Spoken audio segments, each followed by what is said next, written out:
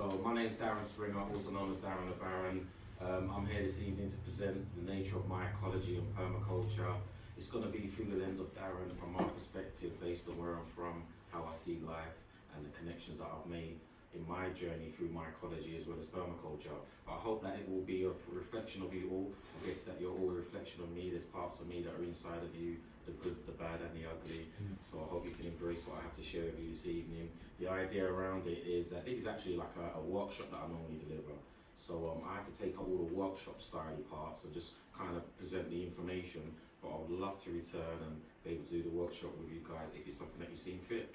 And with that said, I just want to big up Tom for reaching out and making sure that there was a place, and the amazing wife of his to be able to come and present and split the spores, as I refer to it. I'd like to thank the space, the place, and all of you for turning out this evening. I've been here for like 5 days now. We actually literally gone 5 days back to back, 3 days of cultivation. We had an evening yesterday with the house of Jasiri, with the guys that are in the building this evening as well, so big up yourselves. I'm seeing people that have been here all 5 days basically. There's a few people that have been here and rocking it for 5 days in a row, so I really, really do appreciate you guys.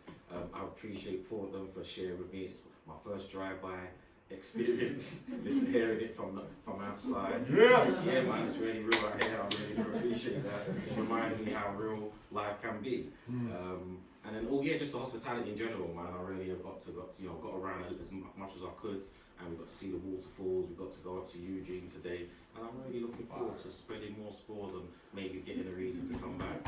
As some people know, this evening what I'm going to do is going to get stuck into it. It's been said that I give a lot of energy. That's because a lot of times I receive a lot of energy, and that's how the exchange goes. So it's not workshop style, but I want to try and workshop style as much as I can to get a bit of interactivity from you guys. So when I ask questions, I like answers. And I like proud answers. I say that to say, if I ask questions, like really be proud of your answer, put your hand up so I can see. All of this type of stuff doesn't really work for me. I'll come from a background, as you'll see, where I work with young students, primarily those who've been kicked out of school, just come out of prison, and the energy levels in the classroom up here, like 24/7. So I'm used to high energy classes. So when there's adults who actually, I believe, have come to listen and hear what I've got to say, because a lot of the kids I work with don't want to hear what I've got to say. I'm dealing with. I like to think we can get that energy exchange going, and it's been a long 5 days, but I'm going to give it my all this evening for you. Yes. Yeah. I don't do any workshops or presentations without giving these guys a shout out. These are commonly called magic mushrooms. As you may know, these are your Cambodian psilocybin containing technology, as I like to refer to it. And I always highlight, if it wasn't for this technology, I definitely wouldn't be up here presenting and sharing and caring, as some people say I do, as I do, because they were the catalyst. They were the fuel, kick up the arse, slap around the face, rug being pulled from beneath my feet, all of that good stuff that allows me to do what I love and passionate about. And I really do acknowledge the technology for the role it plays in my life. Those of you who already have the technology in your life, I'm sure you know what I'm talking about. Those who don't, get in where you fit in, come and see what I'm talking about. And that's why at the beginning of all the presentations, as the most non-discriminative teacher I've ever had in my life, this technology has played an important role. So I always like to give it a round of applause. Font size,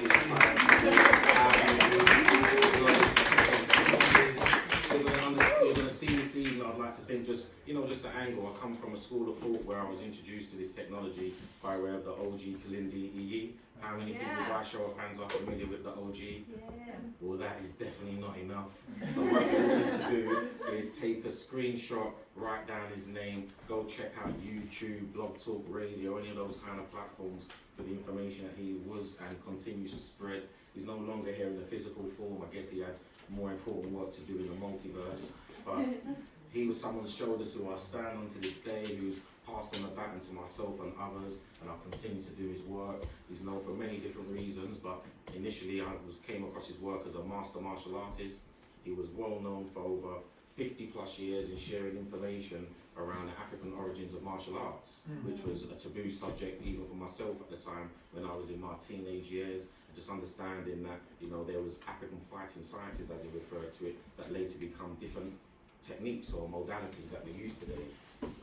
So he was known for that, and then on my journey into psychedelics I was redirected to his work, And I remember telling two people in particular that directed me to his work that I don't want the martial arts man, I'm trying to find a mushroom man, someone who knows about mushrooms and psychedelics, but they kept pushing me back to this guy, and he basically was teaching and sharing about the African origins of psychedelic use, and that's kind of something that I was very much interested in. In addition to that, he was known for what some would call the high dose experience, you know, and a macro experience. I'm aware because I was a student of his that that's not something that he called himself. It's not a title that he attributed to himself. It was something that was projected on him simply because he shared the amount of mushrooms that he used to take on his voyages. And some people would say that's a high dose, but he would always say that's just as much as I need to take to get me to where I need to get to. Some of us have different journeys, different voyages, different missions. I always give or highlight that. For example, people know the map of the United Kingdom. I'm realising you guys actually really don't know much about the UK. You know so much about America, but you guys don't know much about us. But we're on that same map as well that you guys are on. When you see the United Kingdom, London is way out at the bottom, South East, and Scotland's way out at the top in the north of the country. And for me, if I want to drive to Scotland, which is a real long drive, I need to put enough fuel in my tank to get there. And in most cases, one tank, depending on the size car engine that I'm working with, but one tank's not just going to do it. I need to fill up and top up to get me to my destination. And what we understand is that some people have got some work to do down here. And Kalindi was about doing the work and opening up gateways, portals, and sharing downloads and maps with us that will enable us to do the work and get to the places and spaces that some of us need to voyage to. For those who don't know, this matrix that we're living in is just that. And it's been hacked, continues to be hacked by the good, the bad, and the ugly. So I'll just put it out there as he did, like just get in where you fit, and if the work needs to be done on your side of the court, as we would say, then hit the ball back. And when to hit the ball back, you may need to dive deep. You know, the colours, the unicorns, the rainbows, and the bubbles, and all that stuff is great, but there's just work to do. So I'd encourage you to check out his work to see what kind of work he was about, and it might inspire you. Yeah. Alright, so just a little about me. So yeah, just big up, and I say that to say that he was definitely the living embodiment of one of the most humblest teachers that I've ever come across. I've had many teachers in my life, my mother being the first, all the way through to the mushrooms, and teachers in school. I had some cool ones, not that many, but you know, just cool teachers. But a lot of the times your teachers are biased. You know, your science teacher wants you to be good at science. You know, they want you to do, you know, your mum wants you to be a good child kind of thing, and they may not even tell you the truth, the whole truth, and nothing but the truth, thinking that they're protecting you. You know, these kind of notions, but mushrooms definitely don't do that. They just tell you how it is, and Kalindi was one of those as well, who just tell you how it is, but at the same time would be very supportive of doing the work. So with that said, he was a catalyst for both of these worlds that I'm sharing with you this evening, mycology as well as permaculture. The word permaculture, I first heard it come out of Kalindi's mouth. It was the first time I ever heard the word. And that was after that picture that I just showed, where I met him for the first time in the United Kingdom. He was coming for the Breaking Convention, which is now the largest psychedelic conference in Europe. He was there. He was actually the only person of colour, the black man speaking in the audience, and I was the only on the stage, shall I say, and I was the only black person in the audience out of hundreds, if not 1,000 people in attendance. So we was in Canterbury. I told him, look, we're going to be coming to London afterwards. We're going to do, you know, I do a lot of stuff in the grassroots community. I want to introduce you to the community. But clearly, was a soldier. I invite many guests, especially from the United States, over to the UK. And when they come, some of you are very demanding at times. You know, you got like, I want to see London Bridge. I want to meet King Arthur. You know, these things like shit. I ain't going to do that. To pull that one off. But clearly, it was very much just like a solo. Like, I just need to write, like, here's the keys, this is this, and he just had his backpack, his rucksack, and he'll just map out his shit, and like I would see him in like 3-4 days time. I'd be like, everything alright? Like, of course everything's alright. And he was able to take care of himself. So there was one day I was like, what are you doing? What are you getting up to? He goes, yeah, I'm going to central London. It was for the permaculture festival. I'm like, permaculture? What's permaculture? And he was like, yeah, there's a festival taking place in London. I'm just gonna go check it out. And I didn't get to go at that particular time. I remember him coming back and just being messy. You know, when I clean, but he came back messy, and it was like, what this shit going on in London that I don't know about, like in my community. And he was like, yeah, you're kind of getting into this because basically it was my early days of working at this organisation. Well, I wasn't even working at the time. I was volunteering at Organiclea, which is a food growing initiative that we've got in London. We've got a 12-acre site where we grow organic food. And I was basically going there as a volunteer, just learning how to grow food. It was something I was personally interested in for my own personal benefits. And during that time, he was like, yo, you've got this permaculture stuff going on, you've got projects in and around your community that he was plugged into before I was. I kind of feel like some of the stuff that's going on here in America, like, I'm in certain cities and states, and I'm like, yo, this is going on, and they're like, how the hell do you know about what's going on in Oakland? How do you know what's going on in Detroit? It's like, I'm nerdy like that. So he was just telling me like loads of stuff that was going on in London. So while he was there and after he left, I chose to kind of pursue some of those things. Food growing being one of them, or what I was already interested in. It brought me into contact with Organiclea, as I mentioned, who's got this amazing 12-acre site right at the edge of East London where I live, but right at the edge of our local forest as well. So this was a place and space, the forest being somewhere that I would go to as a child. But we didn't go to the forest to really engage with nature. The main reason we used to go to the forest was to start fires. Like we knew that we could go to the forest and start a fire, we wouldn't get in too much trouble. We just wanted to start fires. And we just go there to ramp, go there on our bikes and just ramp with no agenda of connecting with nature. But by the end of the day, when I reflect now, we was engaging and interacting with nature on a ridiculous level that we just really didn't appreciate at the time. So for me, this was kind of twofold. I had just come back from Barbados, that's where my family are, originate in the Caribbean. And I learned about, or was reminded, should I say, that I'm a farmer. My family are farmers, we raise pigs. Even at that point in time in my life, I was a non-meat eater. I didn't refer to myself as a vegetarian, but I was a non-meat eater. And I was like, these damn swine and filthy chickens all around the farm, and it was just like, hold on a minute, and I had to reflect that this is actually where I come from. I remember the stories of my mum saying that when she was little, 4 or 5 year old, jumping on the pigs' backs and riding pigs for fun, because we had this amazing land. And then I went there and I basically got the bug. I know where I come from, I know why I had these interests as a teenager and so forth. It wasn't that cool to maintain those interests in my teenage years where football, or what you call soccer, became more of an interest. Going out partying became more of an interest. Chasing girls became more of an interest. And I was going less and less to the forest. But engaging organically after coming back from Barbados, and I share the story, I always share it, how the main trigger was me going to Barbados for the first time, meeting up with all these family members who were into farming, but it was actually the smallest members of my family that were the ones who inspired me the most. I had, at the time, I was probably about 5, 6 years old, a nephew who was, as you come, I'm coming out, coming to America, be like, oh, you talk funny, and they say this, say that. So I've got these little Asian kids who talk funny to me, from my perspective, they're like, yeah, say this, say that, and I'm like, you guys are really bright and smart. And I'm like, what you guys getting up? What are you up to? And they're like, yeah, we're going to our land. I'm like, you're 6 years old. What do you mean you're going to your land? And he's like, yeah, I've got land. And he goes, if anything, I can take you there tomorrow. And I was like, well, when are you going to take me there? And he goes, yeah, I'll take you there tomorrow. So I'm like, what time are you taking me to your land? I was thinking he's winding me up. And he's like, yeah, I'm going to take you to my land tomorrow. I said, what time? And he said, oh, when the sun gets up. And that was one of the first lessons I learned in Barbados. I'm like, what do you mean when the sun gets up? What time does the sun get up? And he goes, I'll get up when the sun gets up. And we went back and forth a few times. I didn't work out exactly what time he was talking about. But what I did find out is the next day, because it was my first day on my family's land. So I've been in Barbados for a few days, weeks or whatever. But I finally got to where my grandmother, the house my mother was born in. It was one of those moments. So everybody's excited. So the first night staying there. And I'm like, I don't know what time this guy's going to get up in the morning. But I realised in the morning what time you get up. Because you get up when the sun gets up. Everything gets up when the sun gets up. That's just all part of nature's natural cycles. Even if I wanted to lay in, which I did want to, I couldn't because the pigs were going, the chickens were going, birds were going, the pots and pans were kicking and clanging now. There was just stuff going on where it's like everybody gets up because they also learned that by the time midday comes, the midday sun, nobody wants to be doing anything. And a lot of times those people will be considered lazy because in the midday afternoon you see them, what are you up to? Nothing. You're doing nothing. That's something that we learned from permaculture. I learned it's one of the one of the tools that we use or understand is you may have heard of or may not have heard of is don't just sit there, do nothing. Right. Yeah, because we dive into stuff head first, and we then find out the problems we cause 9 times out of 10 when it's too late. So these are one of the ideas. Just sit there, observe, survey before you even think about doing anything. So this is what I learned.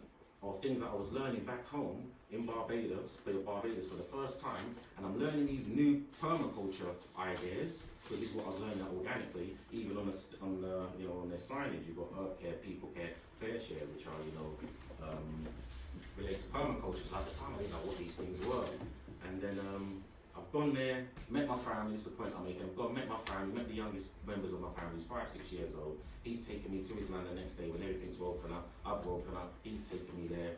he's like, let me show you my land. His land was probably about the size of 2 of these tables, like 2 square meters. But he had callaloo growing and stuff that even to this day I can't remember what it was that he was growing. But he was growing food. And I was like, oh shit, like you're really good, you're really growing food. And then he was breaking down and sharing stuff with me. I'm like, shit. I'm like, I just felt so stupid. So stupid, so ignorant that this little kid could be teaching me. And that was the bug for me then to go back to the UK and start discovering my connections with nature, and that's how I ended up hooking up with Organiclea. And I'm saying that to say I got the bug in Barbados because I went there for the first time in probably September, I think it was, but by the end of the year, September, I returned 2 more times because I just felt so connected there. So during that time, I'd signed up for Organiclea, and this was I was learning all these new, learning about organic food growing, learning about permaculture, learning about the ethics and the principles and stuff. And I remember I learned all these new skills. I learned how to sow seeds properly and planting out and all of that good stuff. Learned about composting and soil science, which were my favourite 2 subjects, which led me more and more into mycology. But when I got back to Barbados, I'm now knowledged up. I've been going to Organiclea. I know about food growing, so let me go and see this little nephew who's 6 years old now, who was trying to tell me about he knows about food growing. So I'm going back to show off basically and share some of the new knowledge that I've got. And the more and more I was rolling with my family, and the more and more I was realising what I was learning, the more and more I realised that I just lost connection with something that made me realise that what I was learning, what I thought was a new thing, was actually old and ancient. I was being practiced for millenniums, and I was just reconnecting with something that was mine, that I actually owned. So being taken around his land and seeing his stuff, it just all was a catalyst. And when I was telling them, yeah, so do you know how to sow seeds? So you got like station sowing, you got troll sowing, like, I'm explaining, they're looking at me like, how smart do you think you need to be to grow food? So I'm like, literally, so I said to him, so I'm like, so how do you sow seeds, innit? And he says, listen, the soil is so fertile here that you can spit in the soil and what you ate for dinner will grow the next day. So these kind of notions around food growing, but he says, this is how we sow seeds. And he took a bunch full of seeds and he dashed it in the ground. He goes, that's how we sow seeds out here, man. And he goes, what grows, grows, what doesn't grow, and we leave it at that, we know, then we just start to tend the crops from there. And that's my teaching style. That's how I actually teach in schools. That's the notion that I have. Like, I'm not trying to convince everybody or anybody in here. I'm not trying to convince my classroom of students who think food growing is bullshit. Sir just teaches gardening because he failed in life. I mean, all of these certain stuff with these students that I work with, and I'm trying to convince them otherwise. And I realise, my job isn't really. My job as a teacher is just to extract the knowledge that's already in them. That's how I personally feel. But in essence, I've just got to broadcast.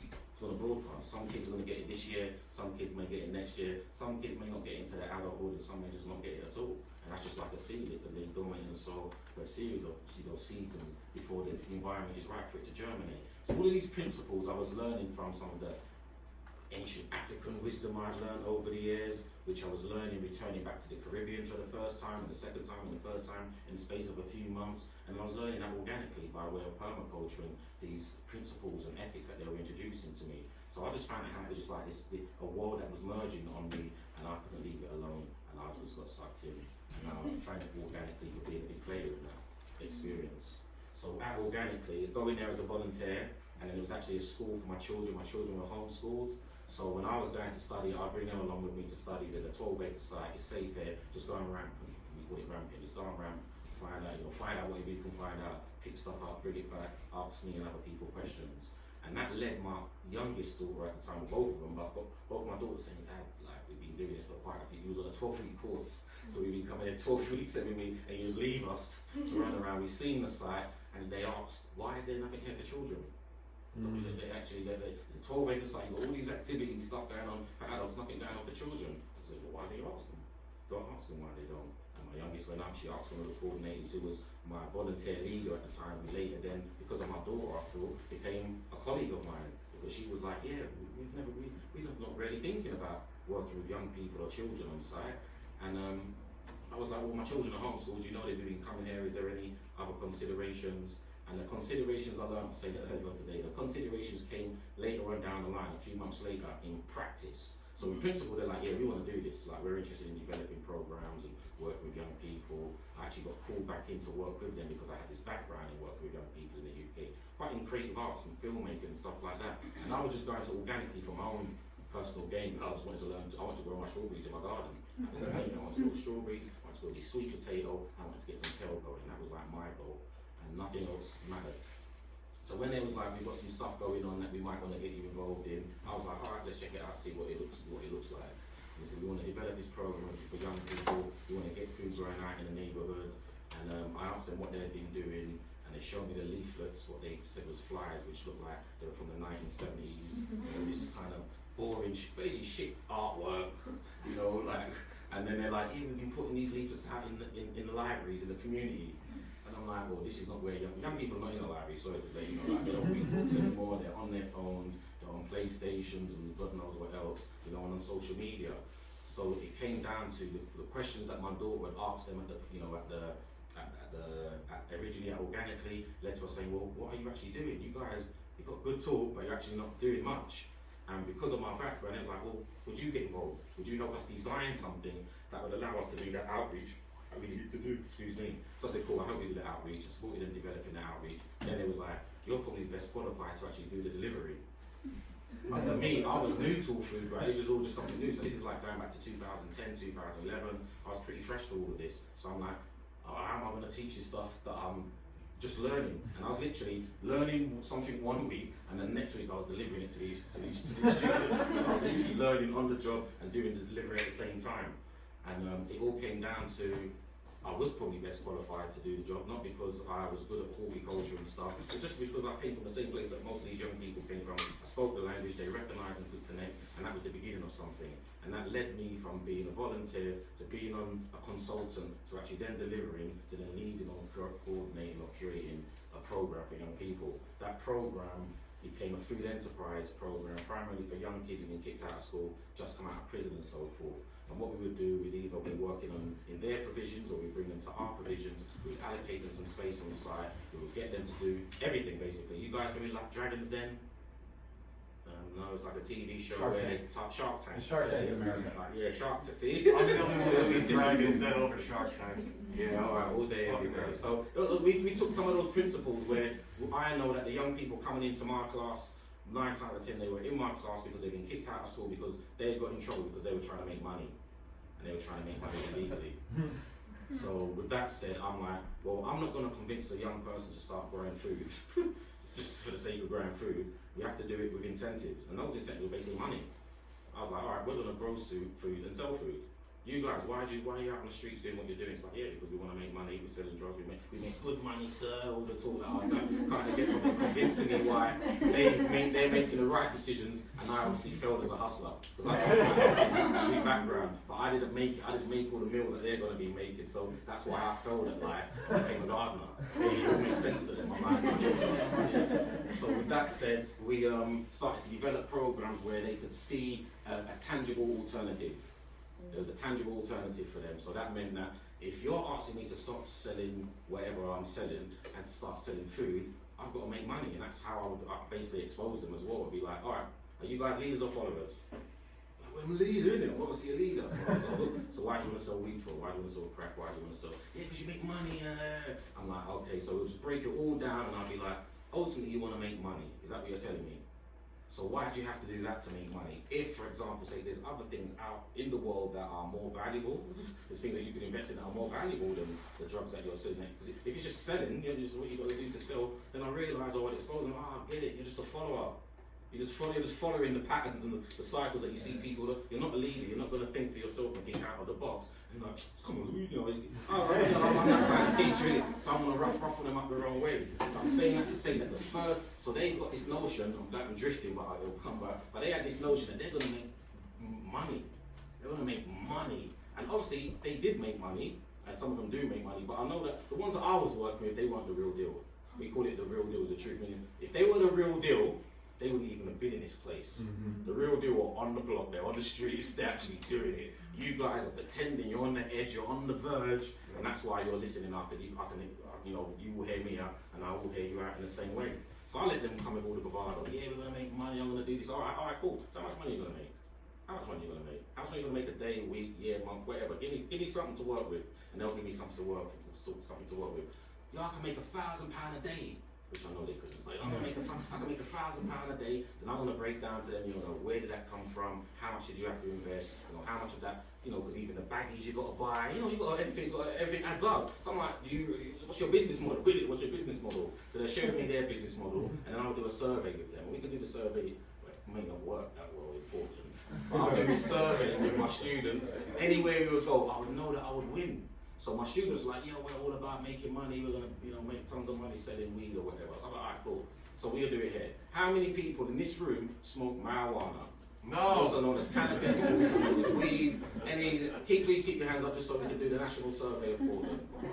Alright, that's quite a few of you, yeah? So that's what they would be. That's what I'm saying, by the word. So those are my students. They'd be like, see, sir, look how many people we can sell our weed to. Right, that's quite a large percentage of Portland. And then I will be like, so how many people here eat food? Just be sure, I just need to count. See anyone, and I always look at them and be like, my market never fails, man. I always win. Wherever I go, in the world, I've got a market. There's somebody who I can sell my produce to. There's someone who needs to eat food, whether they want to or not, they're going to need it. So I'm going to show you how we can generate an income from selling one of the highest commodities. And maybe we can focus on selling commodities or products that are high end. So, things like truffles and stuff, they cost a lot of money, but you're going to need to learn how to grow it. So then I'll do one exercise with them, which they're doing here, and that was a bag of seeds. The value of a bag of seeds. So when I do it with the younger kids, I'll come with a briefcase. Very first session, I'll come with a briefcase, and I've got handcuffs on the briefcase. And they're like, so I walk into the classroom, we have fun. That's why I work with young people, it's fun, it keeps you young, because that's all the energy's there. Because remember, if I'm not doing this type of stuff in the classroom, they're just looking at me like this. Say something, I'm going to do something. I'm going to get tomatoes thrown at me, I'm going to get all of that if I don't engage their attention immediately. And most teachers do that just from shouting and yelling at them. And I do enough of that with my own children, so I don't want to be grabbing into schools and doing that to these kids as well. So with these guys, I walk in with my briefcase, and they're a little silence, and they're looking, and I pop open my briefcase, and then they're all looking, I wonder what's in the briefcase, and I spin around the briefcase, and inside the briefcase is just loads of packs of seeds. Loads of seeds. Flowers, from flowers, kale seeds, carrot seeds, just loads. And you're like, what are you doing that for? Why are you coming into class with that? I'm like, because this is my currency. This is my be all and end all. Everything for me starts from a seed, it's going to end with a seed, and I'm trying to produce these seeds, and because of these seeds, it's how I'm going to feed myself, how I'm going to feed my family, and how I'm going to make a living. And I'll try to get through to them how valuable a seed is. Even if you start seed sowing, if I say I need 2 or 3 seeds inside there, I need 2 or 3 seeds inside this particular pot. I don't need 5, 6, or like some of them don't get just throwing stuff in there. Because when we do this exercise with them, they realise the value of a seed. So we start with how much money they can make selling weed, and I'll go through a process with them, share with them, so if I bought a pack of seeds which would cost me £1, for example, to buy a pack of salad seeds, to say a pack of salad seeds, and in that pack of seeds it might have 50 seeds. To make it easy, 100 seeds. Let's say it's got 100 seeds in there, I bought it for £1. That's a penny a seed. It's cost me. I'm going to grow 100 plants if I want to, from each one of those seeds. If I choose to, I can harvest those plants and sell those plants. I'll tell them, what is the value of a lettuce? Like when we buy lettuce out in your local supermarket, and they might say they're £1 each. So from that £1 pack of seeds, I can grow 11 plants and make £100. So I'll be looking at profit margin. This is what we're doing here. We're looking at profit margins and stuff. So I'm like, alright, so I know how much you're buying your weed for. You just told me how much you buy your weed for. You know how much I buy my seeds for. So how much you buy your seeds for. Then we go through this process. And by the end of it, I'm sharing with them, just keep this in mind now. I don't have to sell the whole plant. Especially with salads, there's a technique that we have called cut and come again. So that's when they're like, what does that mean? So I'm saying that to you, student, that means money grows on trees. My mother taught me otherwise, but money grows on trees, fam. That's what I've got to show them. And they're like, what do you mean? I'm like, so this is what we're going to do. We're not going to harvest the whole plant. We're going to take some of those leaves from the plant, like a third, from all of these plants, and what we're going to do, we're going to bag them up. You know about bagging up? Bag up the leaves, bag up the so we're going to bag up. We're going to bag up this salad. So we're going to bag up this salad. And what we're going to do, we're going to shop this salad. We're going to find our market, we're going to shop this salad, and then what we're eventually going to do is come back about a week later, and you see those leaves that we picked, there's going to be new leaves that replace them. And do you know what we're going to do with those leaves? We're going to harvest those and put those in the bag. And we're going to sell salad bags. And then we go, so how much is a salad bag? Because we know the lettuce itself might be £1, but salad bags are about £2, £2.50. And I'm telling you, that's not even the whole lettuce. So now we're being So they're like, oh shit. So that's like, if anybody's got those dodgy weed dealers and you're like, yeah, I want 3.5 grams. And if you don't have skills, you might think they chip off. You chip off, and you go home, you got 3.2. Look, if you didn't have the skills, you would have accepted that with the 3.5. But hey, and that's what I'm saying, we can do that, but it's legit. We're not mugging off our clients. You know, this is what they're prepared to pay. Prepared to pay. And I said to them, well, look, we get the baggies, and they're doing all the maths. All right. So if we can do that from one plant, we can get at least 4 salad bags. So this £1 lettuce, was now could be 4 salad bags, now goes up to about £10 per lettuce. And I said to them, think about this, fellas. Now, how many of you want to like eat good food? Want it to taste good? Would appreciate spending a bit of extra money that it's going to taste good? You're like, yeah, we like that. So I'm saying, like, see this 1 salad bag now? We can divide that into 4 and place them in these little paper boxes and get some salad dressing and sprinkle salad dressing over it. And those boxes now turn to about £5 a pop. Do the maths, guys. Look, because you said you make money. You said I'm a broke ass out here and you're making all the money. So do the maths, we do the maths, and that's basically what we've done. And I'm saying that to say that this is the beginning of what we pioneered in basically changing our community, as far as it started off with one school, and by the time it got to head teachers and other departments, they're like, we need this in every school in the borough. So I was doing that for 7+ years, and with that said, that we developed an accreditation, a Food Enterprise accreditation, which these guys were a part of. So at the end of it, they would get the money that they made, they would get the certificate. We actually couldn't give them the money because of their age and the laws, and we had to stay within. But whatever they wanted, because as I said, I've always used to remind them, you actually don't need money. You don't need money. You don't want money. You don't need money. Like, of course, I want the money. I need the money. I'm like, no, you want to use the money to buy something. That's the thing that you're going to want or need. So if you let us know your wants and needs, we can work with that, because then we can bypass the need that you think that you need money, or they're called cash. And it starts to just build another mindset. I'm saying all that to say that these were permaculture principles, mycological principles I learned from a compost heap and soil science. But that's how I was engaging these students. Moving forward, this is what we were doing. They would build their own site, survey the land, grow the food, they would do everything. Dragons Den style. They would go out and pitch their business. I'm like, your unique selling point is a winner. You're the bad boys trying to turn good. So what you got to do, it's just like, come on, like, I'm trying to be nice at it. I'm just like, bro, just go out there and just tell them, like, oh, this is what I was doing a few weeks, months, or years ago. This is what I'm trying to do now. And if you get the sympathy, you go, take it. You're just going to get the money that you're talking about, isn't it? Yeah. And if they can get that, then that's going to stop them from saying, yo, if we turn to the next slide, it's going to say to them, yo, we can really bag up kilos of salad and shop it in our hood and make money and be proud of it. And they were there, pop-up stores and be doing a range of different things. And again, I'm saying that to say that I've used mycology as well as permaculture to study and understand the students I work with, just observing and surveying them before I decide this is what we want to do, this is what we're going to do. Let me hear them out, let me hear what's really coming out of their mouths and work with them from that premise. So that's why our whole setup was like, we would turn the classroom around. When they come in the classroom, where we would normally say classroom, we put in a boardroom. We'd make sure that when they step into this space, they're thinking like businessmen now, because you guys have got business skills, but you just put them in the wrong direction. Now we've given you a tangible alternative, we was getting them interested in doing what we had to do. So that's my work, that's my background and my introduction to permaculture, mycology. That years later to get involved in Somerset House, which I'm currently still involved in. It's one of the largest rural, it used to be a rural building, it's now like a multi-purpose creative arts space. Inside there, I basically grow mushrooms. The project's called In the Dark. All these organisms live or experience a lot of time in the dark. Started with myself, I grow oyster mushrooms in these coal holes, in these unused spaces. Ultimately also teach and do other things there, but I receive all the coffee waste from all the restaurants on site. They send it down into the basement, into the underworld. We grow mushrooms. Our mushrooms then go and feed our worms. Our worms are those, can you see the bath there? Our worms hang out in the bath and those chest of drawers to the right. So we've got, it's like an arts type style pop-up thing that we're doing. But our worm waste then goes and feeds our rhubarb, which we've got sitting on the roof.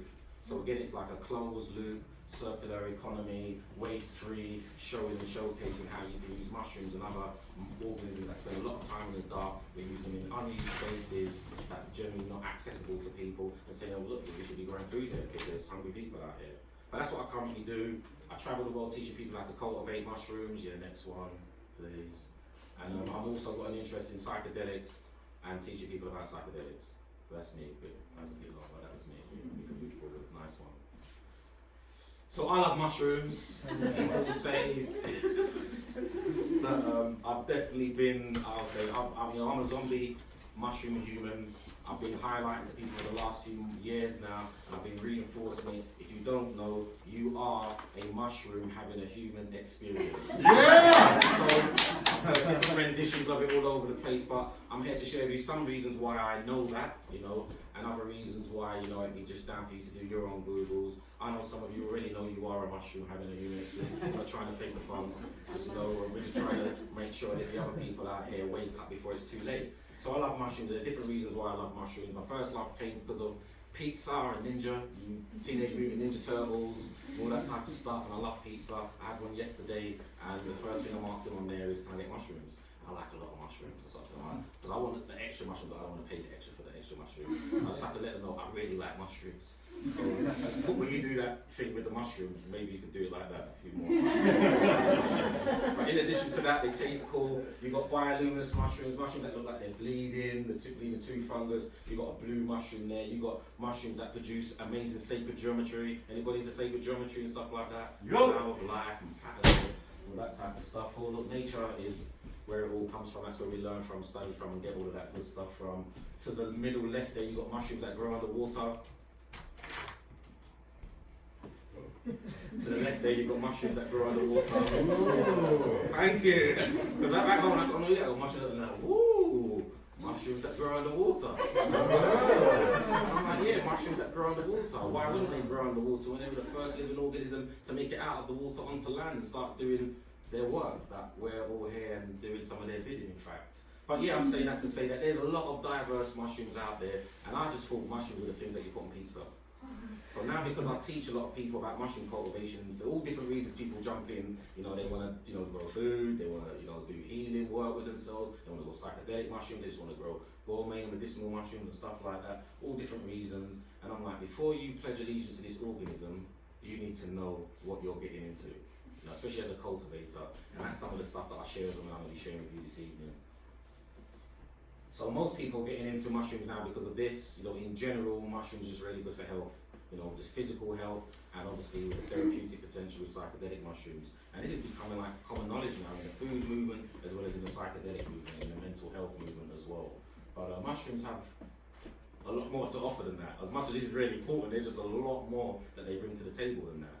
So as far as mushrooms, what are mushrooms? And this is normally the interactive bit. Let's make it a little. What are mushrooms? Who knows what a mushroom is? Fruit. Fungus. There we go. Fruit, fungus. One more. I like three for good luck. Decomposer. Hey, there we go. So mushrooms are the fleshy spore-bearing portion of a mushroom. They basically are the reproductive organ. Like you've highlighted, they're fruit. They're like the apple on the tree. That's exactly what they are. And they help this organism known as fungus to reproduce itself. And fungus, for the most part, is not seen, not heard of. It's underworld. It likes to, and stay in that place and space and place, and pops up when it's needed.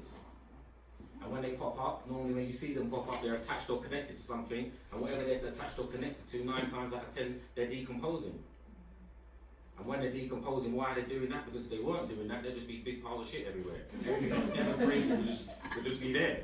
So then you've got to have this technology out there, an organic hoover, or an organic recycler, a natural recycler that can eat up all the shit, all of our waste, that nature even produces, and clean it up and turn it into new life. And that's how I learned about death and resurrection. I didn't learn it in church. They were trying to teach me for years in school and in church through Jesus about death and resurrection. But I really, truly did learn it through a compost heap. I let people know all the time. Just observe. I was like, shit, I remember putting the banana peels there. I remember. I done it. You know what I'm saying? You go back and you see this process and you're like, and then I'm using that, which is basically, as I highlight to people, is basically shit. What we call waste, rubbish. I don't like rubbish and dirt these times. I prefer shit. Because then you realise you are a big piece of shit. You own your shitness. You come from the shit, you go back to the shit, you go through some shit in life. Sometimes it's the shit, sometimes it's not the shit. But when it is the shit, it's the shit. You know that shit. So with that said, mushrooms are always attached to a food source of some sort, and they're turning it into new life, into shit. So smaller things can come behind, eat it, break it down, they shit it out. Then smaller things come behind that, they eat their shit, they process it and they shit it out. And I'm telling you, we're just living on a big pile of shit. And we say ashes to ashes, dust to dust. We have all these nice terminologies, but it's just shit. So there's a big piece of shit. Anyway, so us who like the medicinal mushrooms and the gourmet mushrooms, and they grow on wood and they grow on these various substrates. But for those of us, and many of us in the room, I know that are interested in psychedelic mushrooms, we know that primarily the psilocybin mushroom is growing on shit. That was the gift. That's the shit right there. That is the gift. That is to let you know that for me, the most profound thing that I've ever experienced in my life grows from a piece of shit. And I will share this with you. I had a shit trip. This is what made me even more passionate about shit. I'm not even going through the slideshow, but this is deep, this is for real. So one, there's a terminology that we call boo-booing. Anyone knows about boo-booing? That's like basically sitting on the toilet, taking a shit, having a joint. Reading the magazine, nowadays it's scrolling through. I love a boo-boo, I love a boo-boo. That's why I get my peace of mind. But I was basically tripping and I was taking a boo-boo. And then, when I came out of this, literally taking the boo-boo, and then in my experience, it threw me into my own shit. And this is deep. Literally, there's a piece of shit, and I'm looking at it, and it just brings me closer to the shit. I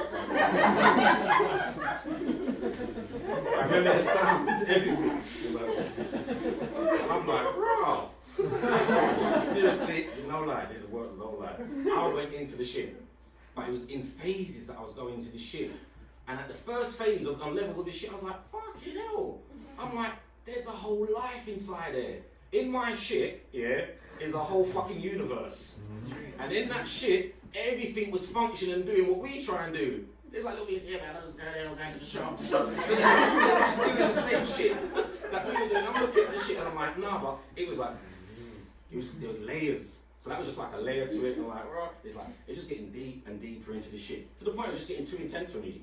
This trip was so intense, and I was like, nah, I don't want no more of this shit. And I came out of that experience, and that is when, and I'm no excuse, no lie. I came out and I was like, oh, shit is deep. That was the one, I'm like, shit is deep. But it's through that shit and realizing how much life and energy and fertility and virility and all of that good stuff that was in that shit, I was like, I respect this shit, man. I really do respect the shit. I became more accustomed to looking at my shit. I called it shit divination. Every morning when I take my shit,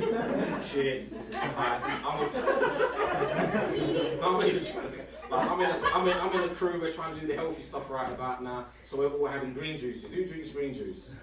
So we got the green gang, we call ourselves green gang. Now I said, bro, we got to call ourselves the green shit gang. Because when you eat enough green juice, your shit is green, and that is the shit right there. But with that said, that's how we go about teaching and educating the young people that I work with. So you guys are not too old, so I'm sharing some of that humour with you, so you can get the gist of where I'm coming from. But with that said, you've got all of these organisms that break down organic matter. Anything that was ever once alive will be broken down, processed, and become soil again, just to start that process going and feed new plants and all that good stuff. So all these microorganisms are in there partying hard. Folks know what this is? Yeah. Good, that's what I like to hear. So this is just going to be really boring for you. This is like for real beginners. It's like really like mycelium. Smell mycelium. There you go. So if you go to the next slide, people and like my what? You think you're offending them, you know, like your mother kind of. My what? It's like no. So mycelium, this is how you spell it, and that's basically what I work with. That's what we work with. So it's like, as a tree, man, you want the apple, you want to eat the apple at the end of it, but there's a lot going on before that you need to study, understand, and get your head around so you can get these amazing fruit. And as I told my cultivators or my students, it's like, it's not about learning how to grow mushrooms, it's about learning how to cultivate mycelium. That's what your job. I learned that through organic food grower, and they taught me my job as an organic food grower isn't to grow organic food. I'm on an organic food growing course, and like my job as an organic food grower isn't to grow food. So I said to him, well, I'm on the wrong course, obviously. So where do I go to learn how to grow organic food? He says, no, you're on the right course, but your job is to grow organic food. Your job is to grow soil. That's what your job as an organic gardener is. And then once you start growing soil, you realise that you're not just a gardener, you're a guardian. That's what I teach my young students, like 5 and 6. I'm like, you're a guardian of planet Earth. Yeah. That's what you're. Who wants to be a guardian? Yeah. That's what it's about, being a guardian of planet Earth. And we're the ones. We've got a very important role in tending and taking care of the Earth, because there's a lot of you who don't give a shit. Right. Some of us give a shit. So I didn't learn until I was in my late 30s to really start giving a real shit. And I'm telling the generation that I work with, if you guys don't give a shit now, it's going to be too late. Then I'm giving that real serious, stern voice like, it's all on you.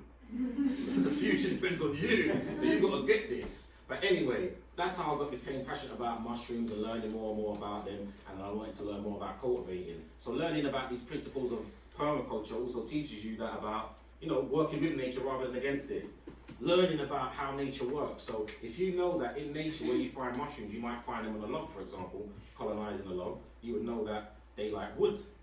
So you've got to find the mushrooms that like wood, and then you can grow mushrooms on wood. It's all really basic. There's mushrooms that like straw or like grain. You can grow them on straw or grain. There's mushrooms that like wood again, wood chip, different sources of wood. And obviously the bottom left corner, I know you all think it's soil, I all know you think it's compost, but no, it's shit. Mushrooms eat shit.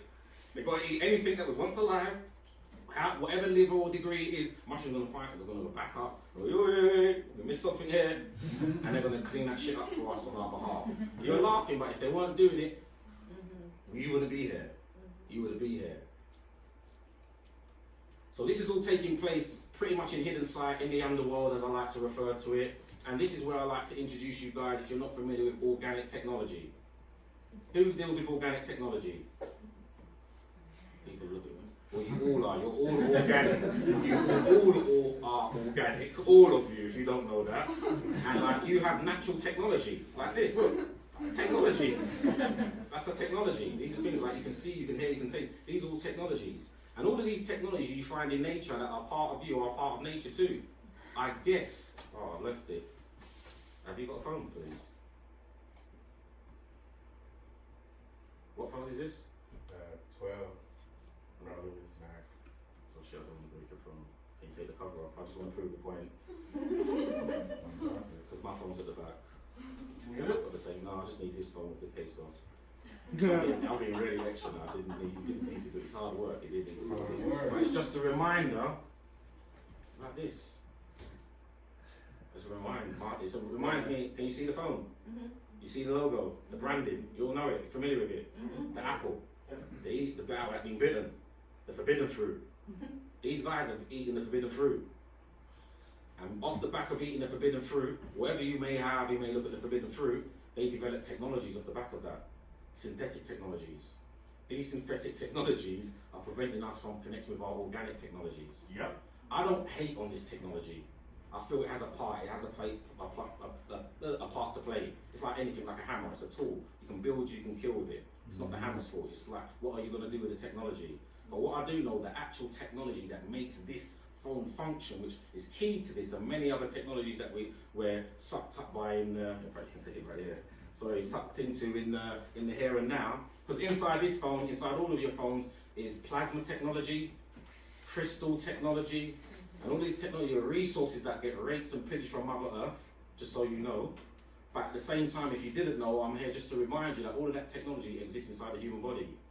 You have plasma and crystal technology inside of you. Yes. This is the same crystal and plasma technology that we may say shamans use to speak with other shamans who are in other remote places. They don't have apples and androids and stuff like that. How do they deliver the message? How do they get it across? And they really can do this stuff. There's not no hocus pocus stuff. There's people that maybe you have had it in your life. Like you think about somebody, and a few seconds, minutes later, you get a phone call and that person's calling you. Somebody you've not seen in a long time. They come in your dreams. All of these phenomenons are technologies, but a lot of the time we're told it's mumbo jumbo stuff. And like we forget that. Let me go to Google. What does Google say about it? And you lose what your intuitive abilities and capabilities that you've been given allow you to work things out. You start not having belief in yourself. And religion and other things have done a good job about putting middlemen or women or technologies in front of you or to replace you and your own divinity. But anyway, I'm saying all that to say that all of that technology that you've got exists in the soil. Because obviously we come from the soil. So it has to be in the soil. If you come from it, it's got to go to the soil. So all the data and information that's inside of you is in the soil. And one of the great principles, we're going to get into principles, is teaching you about as above, so below. People heard of that type of stuff? Yeah. As within, so without. So this is where this all comes from. You are the soil, you come from the soil, you're going to go back to the soil. So when you see mycorrhizal fungi, this is mycelium that you find in the soil, that basically keeps planet Earth connected. Full stop. I'm getting ahead of myself, but over 90% of the plants are dependent upon this system here. When I work with the young students, I work like, oh, what is this, sir? It's boring. This is boring. So, it's just a model. I'm like, oh, when we see this, you know what I see when I see this? And I know you guys like, because I've done this the other day, and I asked you guys got Uber Eats. Yeah. Deliveroo. Yep. Yeah, that's Uber Eats and Deliveroo. That's the app. That's the app in the soil. It's the technology that you find in the soil. It really does. It exists there. And you know, there's nodes and information inside there that gets distributed and passed around. And there's some real nerdy scientists like Dr. Patrick Hickey, I'm giving it to you 3 times now, I'm gonna say it again. So like him, he's been doing amazing work, studying mycelium under the microscope, checking out all of these nodes, seeing that they're passing and sharing information and data. If they know that certain plants need nitrogen, certain plants need phosphorus, certain plants need potassium, they're not just doing it randomly. It's not just like a free-for-all, like let's just work it, let's just go out there. They're like, okay, I've got enough potassium and I'm heading that way. I'm heading to Scotland. I just got an order in, the apple tree needs potassium, and they're like, hold on a minute, just like the drivers have to, they're like, who's closer? What other moves do you need to do on your route there, or with the Uber drivers? Where do I need to go? Is that a route that is sustainable for me? Do I need to go to the other side of town just to drop this off? If I do, then I'm going to pass it on to the next homie of mine. There is a node carrying pockets of food that's running along this I route, as you call it, or we call it A roads. Motorways, freeways, highways, that's what it is, it's a super highway. So that's why they highlighted in the last slide that it's the internet for plants. It's exchanging all their information and data, as I highlighted. 90% of these plants are dependent upon it. It is organic technology, it's free. It's nature provides, it's free. You don't need to get a contract. These guys are mugging you off. They're mugging us off. I'm not full, I've got a contract, but they're mugging us off. Like, we've been removed from the ability to actually communicate naturally. And I know it might sound weird, but naturally, even in the old and ancient times, they talk about there was a time when we didn't talk. There wasn't a need to talk. They're saying that language came as part of the fall. We fell and we had to start. We came so low that we had to start talking. Before we could just share telepathically. We could share our thoughts and ideas. That's what they're trying to get us back to with virtual reality and stuff like that. But in essence, this is what we naturally have. We naturally have these abilities. Some of us still tapped in and plugged in and use it. Some of us don't. Zombie ants. Who knows about the zombie ants? There's more. So I normally show the slide. I don't know if it's going to show and play, but it's just to highlight it is. There we go. For those who don't. Few are more successful than the ants. There can be 8 million individuals in a single hectare. But jungle ants don't have it all their own way.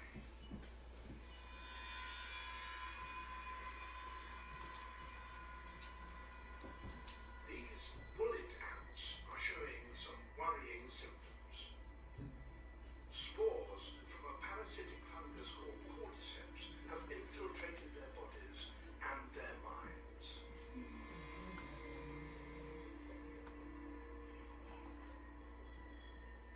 Its infected brain directs this ant upwards. Then, utterly disorientated, it grips a stem with its mandibles.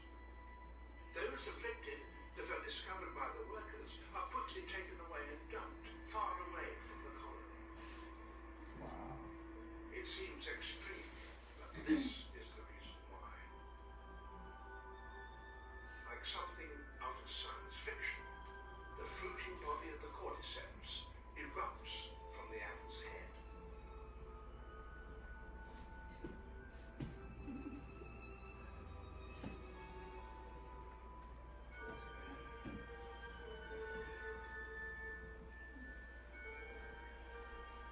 It can take 3 weeks to grow, and when finished, the deadly spores will burst from its tip. Then, any ant in the vicinity will be in serious risk of death.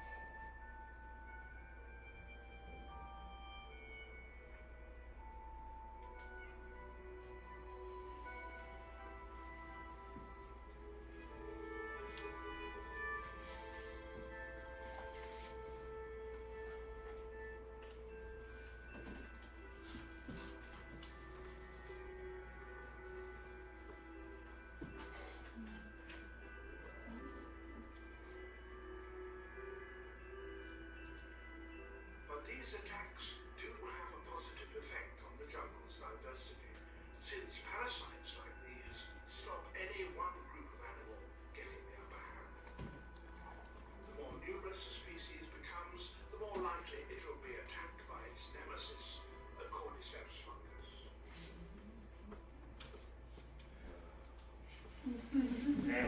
Any thoughts, feelings, feedbacks? We're getting pretty Where's numerous. 2 minutes? Exactly. So that's what I like. Well, I know I'm in the right place when that happens. When the first point is like, I reckon something along those lines. So do you think there's one for human beings? Like we start getting concerned because we start reflecting on the role that we're currently having on planet Earth, and we might have to start looking in the mirror. If you go back a sec, though, right? Sorry. Oh yeah, is that one? So yeah. With that said, I know that there is one for humans. I know that I've been infected, I've been inoculated and colonized, and I'm out here doing the mushroom's bidding. And I really do truly hope that I can inoculate your minds, get you out here doing the mushroom's bidding. That's how I feel. You are a mushroom having the human experience. Please don't forget. But if you go to the next slide, here's just a reminder why, just if you look at the whole mycelium network and map, we come from the soul, we're made up from the soul, our physical body, all of the valleys and neurological pathways that we have that distribute information in and around the central nervous system, all the way up to your cat that sporulates when you have these amazing ideas or light bulb moments, when you are in fact, becoming or raising the energy up, the Kundalini or Jacob's ladder, all of these metaphors or principles tie in with the raising of the energy of your enlightenment. And the illuminated ones, as I understand them, became illuminated because they were partaking in substances that allowed them to have holy experiences.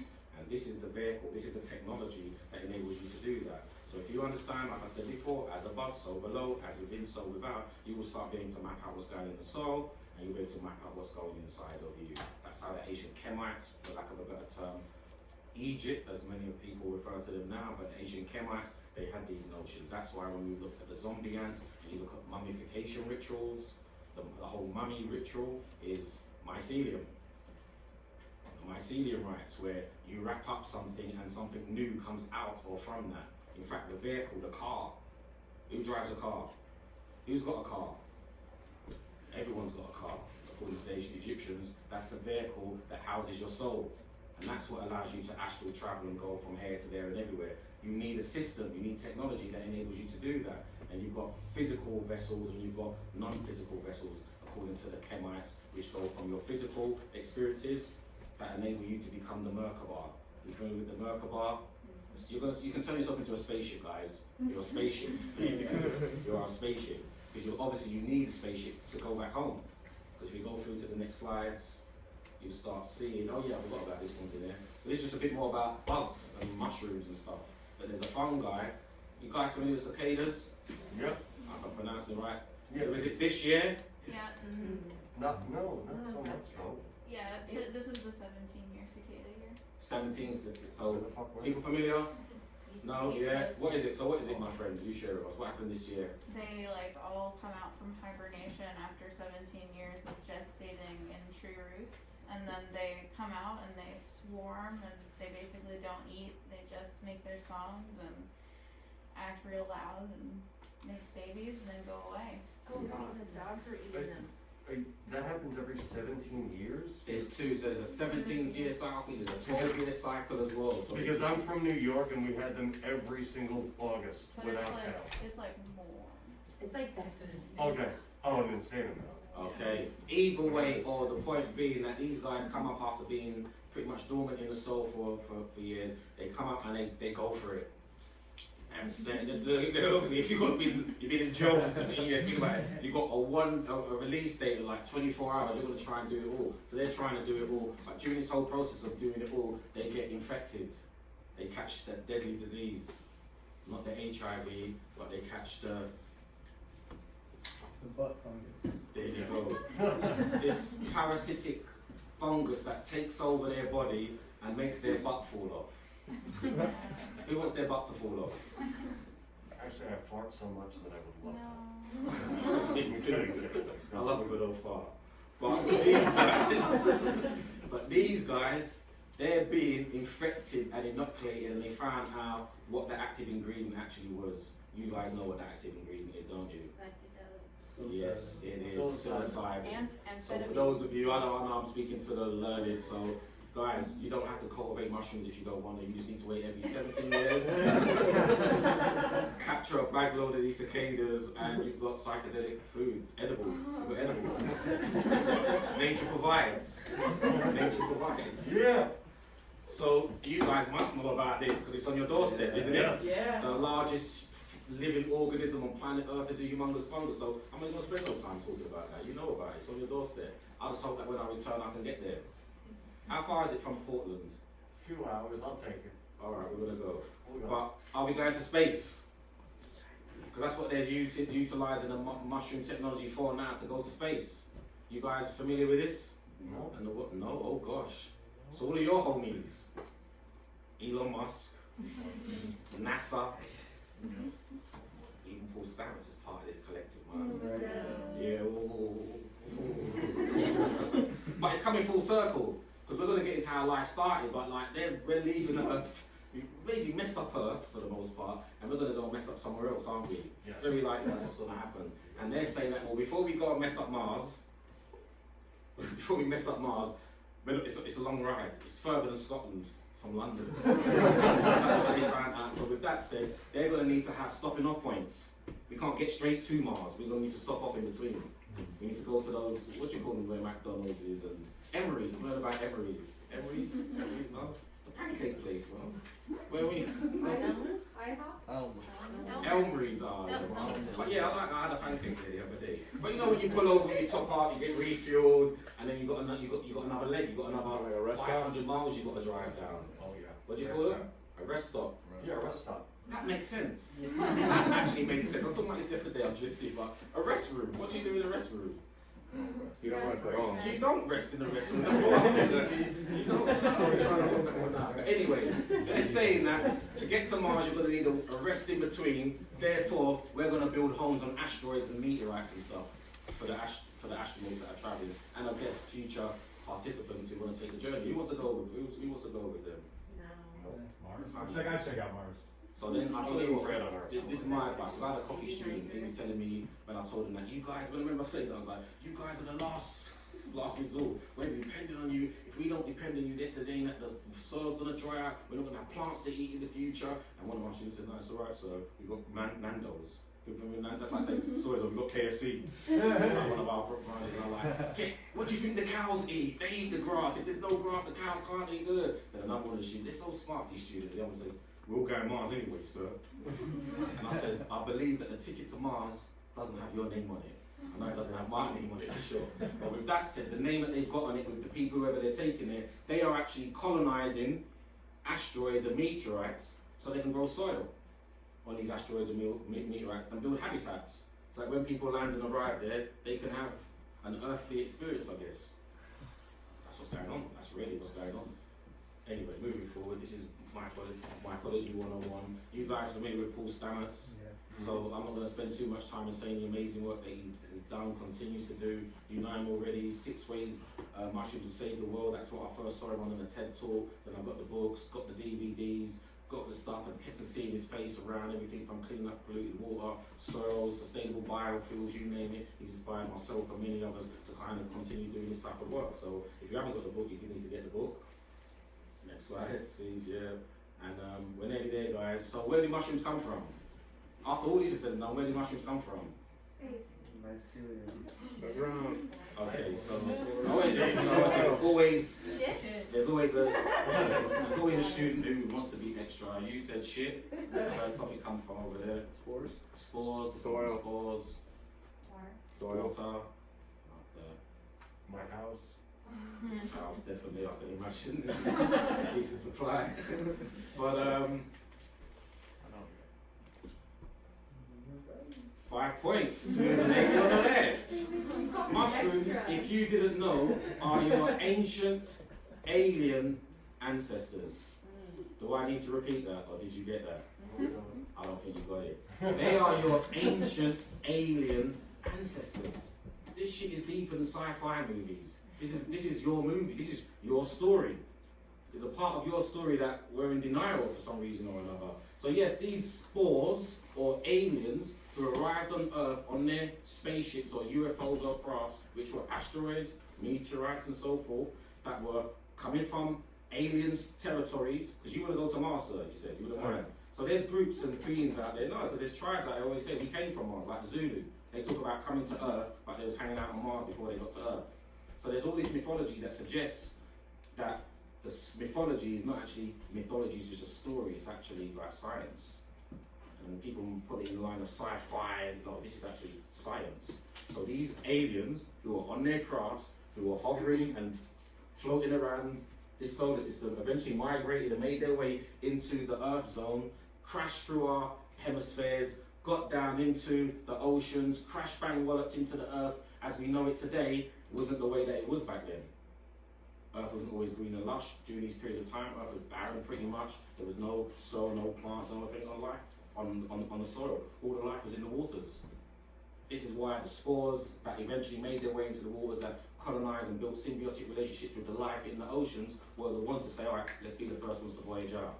So if you can imagine coming off a spaceship, landed on Earth, it's barren, you have a look around, you've come from Mars, it's cracking on Mars, they got nightclubs, girls, guys, it's all going down, and then you land on Earth and it's dead.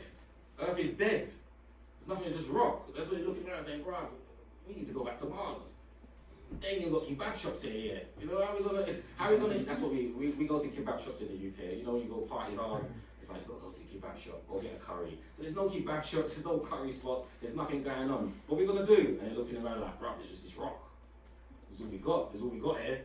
This is all we got, this is all we got. Well, they start doing it, and they start eating the rock. And you know what happens when mushrooms eat rock? They take shits. Soil. They take a shit. They gotta take a shit. And when they shit out the ingredients that create soil. They are the creators. They created Earth as we know it today. And as if you know Paul Stamets' work, and it's all out there now. Mushrooms predate plants by over 500 million years. Don't play about. This is a mushroom planet. The mushrooms colonized planet Earth.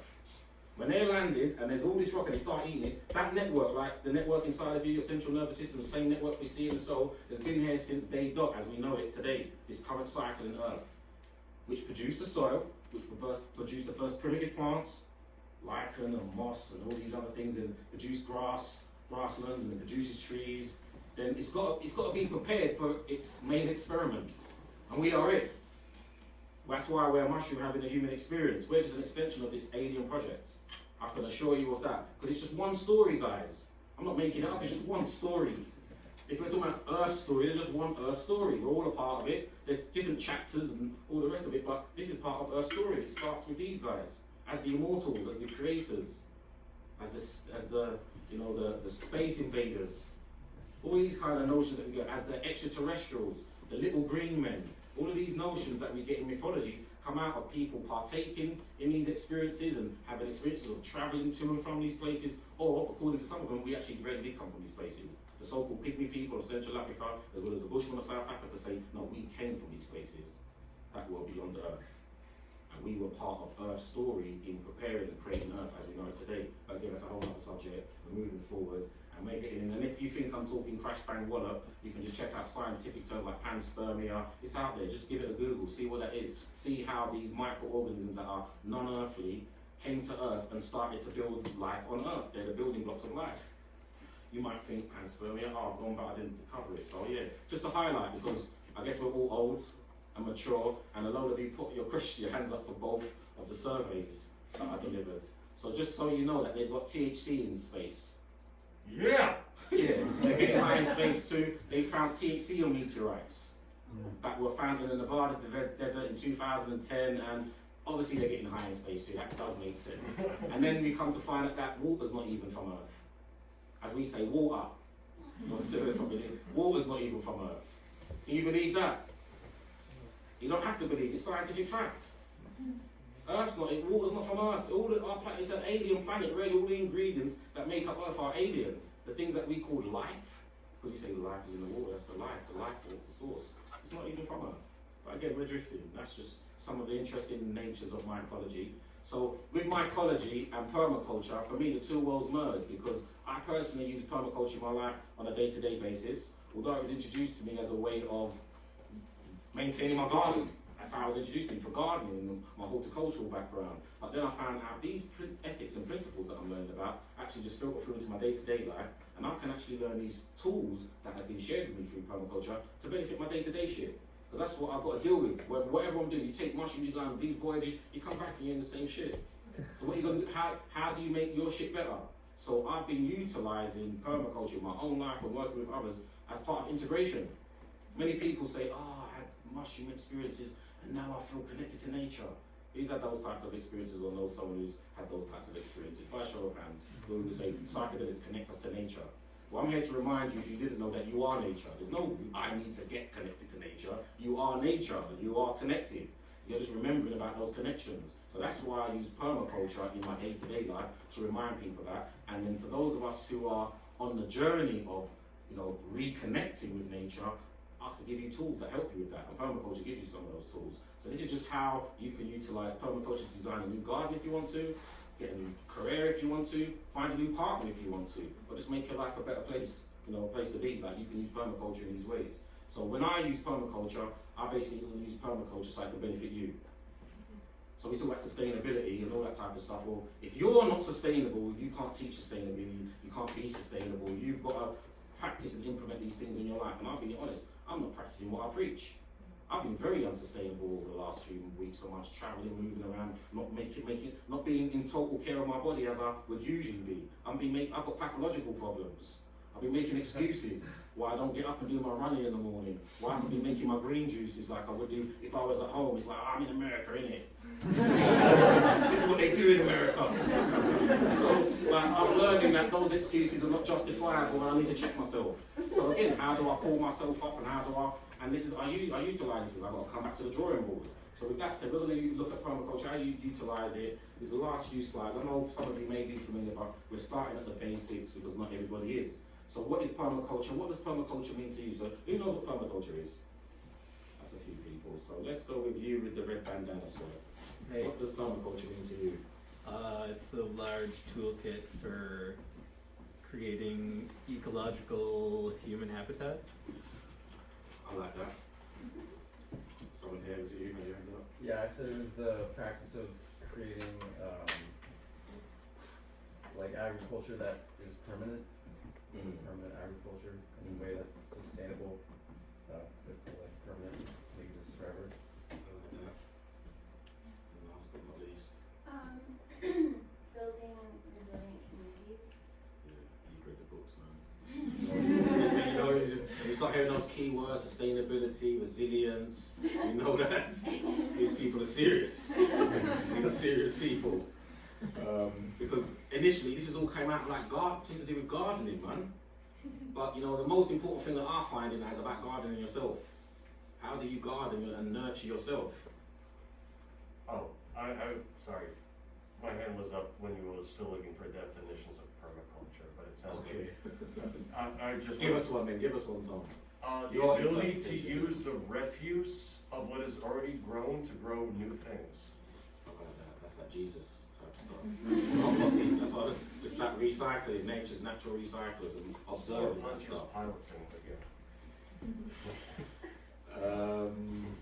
So yeah, gardening.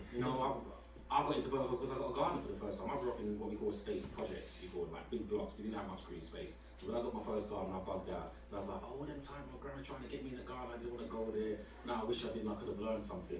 That's when I started doing that reconnecting. So for me, it means a lot.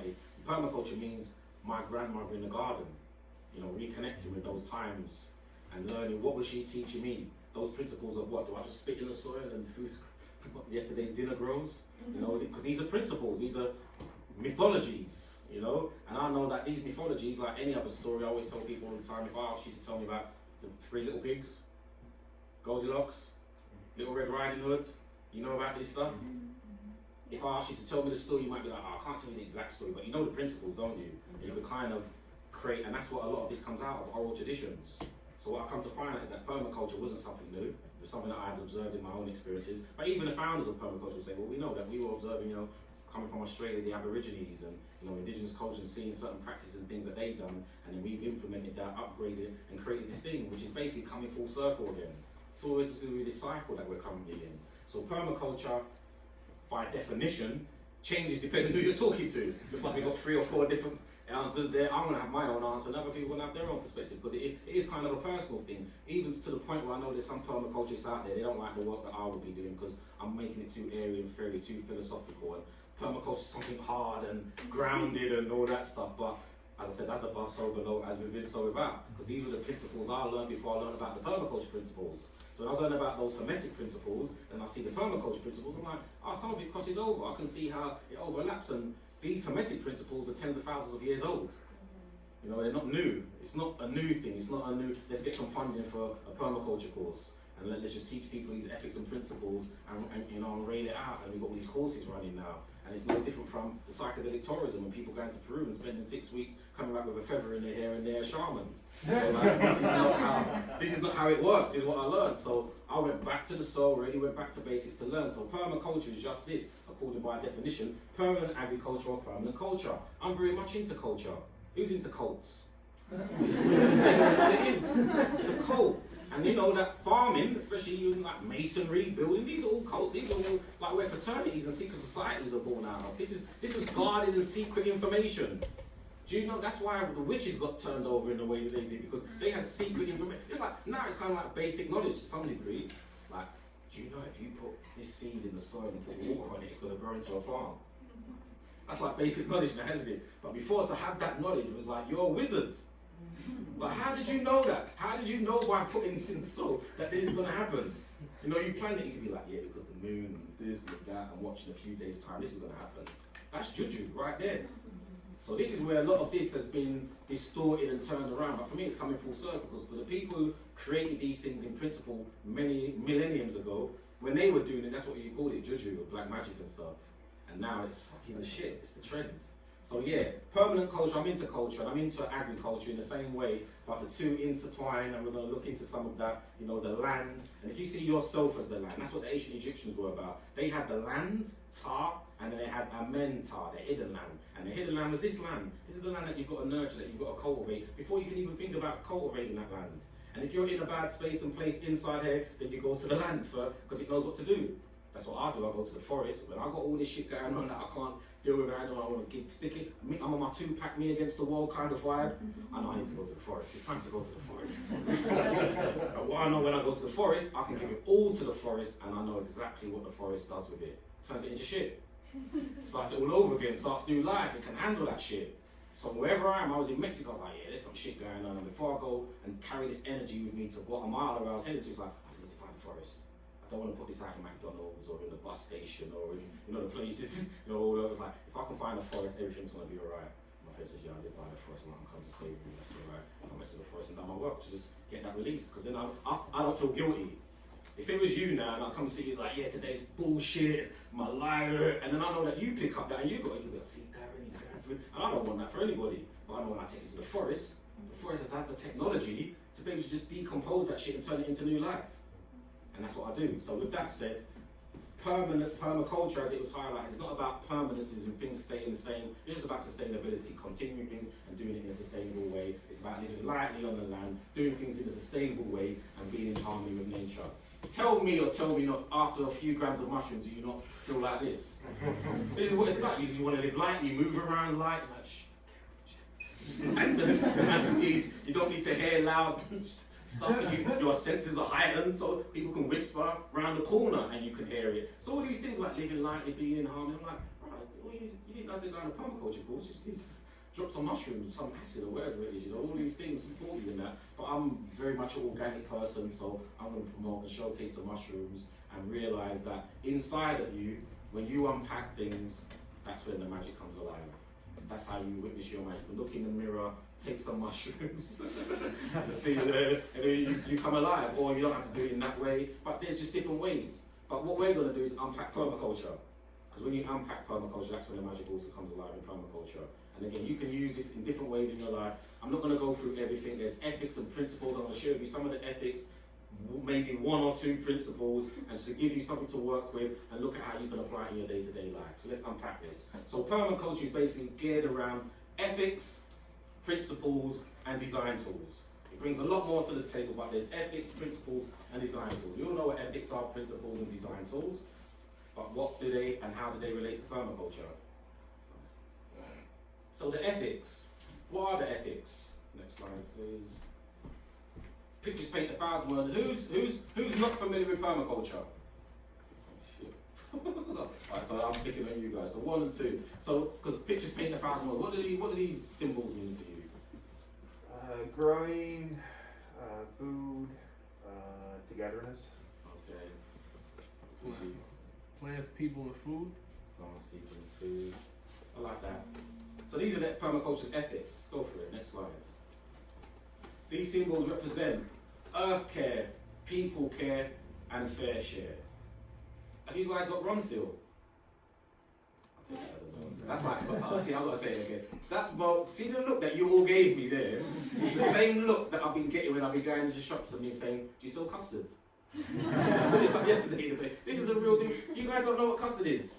Because when you say no, we know what custard is. It's what's in the roll, like in patisserie. But no, we sell it in a tin. You can buy it. You can put it over your apple crumble and stuff. You don't use it. Like when I've been going to the customer service and be like, yo, do you sell custard? And they're like, what? And I said, I'll say to people that I'm on with, I should just do a documentary on that alone. Just sell custard. Just all the responses are like, cust what? And like, it's like I'm speaking a different language. But anyway, with that said, stay on this one, sorry. You've got earth care, people care, and fair share. And I said Bronsil simply because there's an advert we have where it says Bronsil, it does what it says on the tin. It's real basic. You're not going to get it. So, earth care is just that, it's taking care of the earth. So normally when I do this workshop session, we break up into groups, into 3 different teams. There's going to be an earth care team, there's going to be a people care team, and there's going to be a fair share team. We're going to explore what that means. What does taking care of the earth mean to you? When did you last take care of the earth?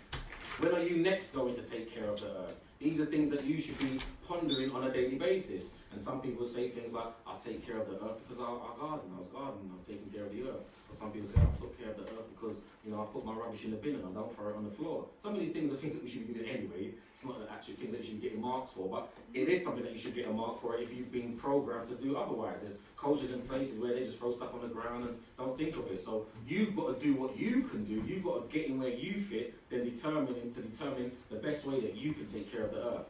And I say that to say because there's things that I do to take care of the earth, and everyone's got their levels. So what I do, some people's like, you could be doing a lot more.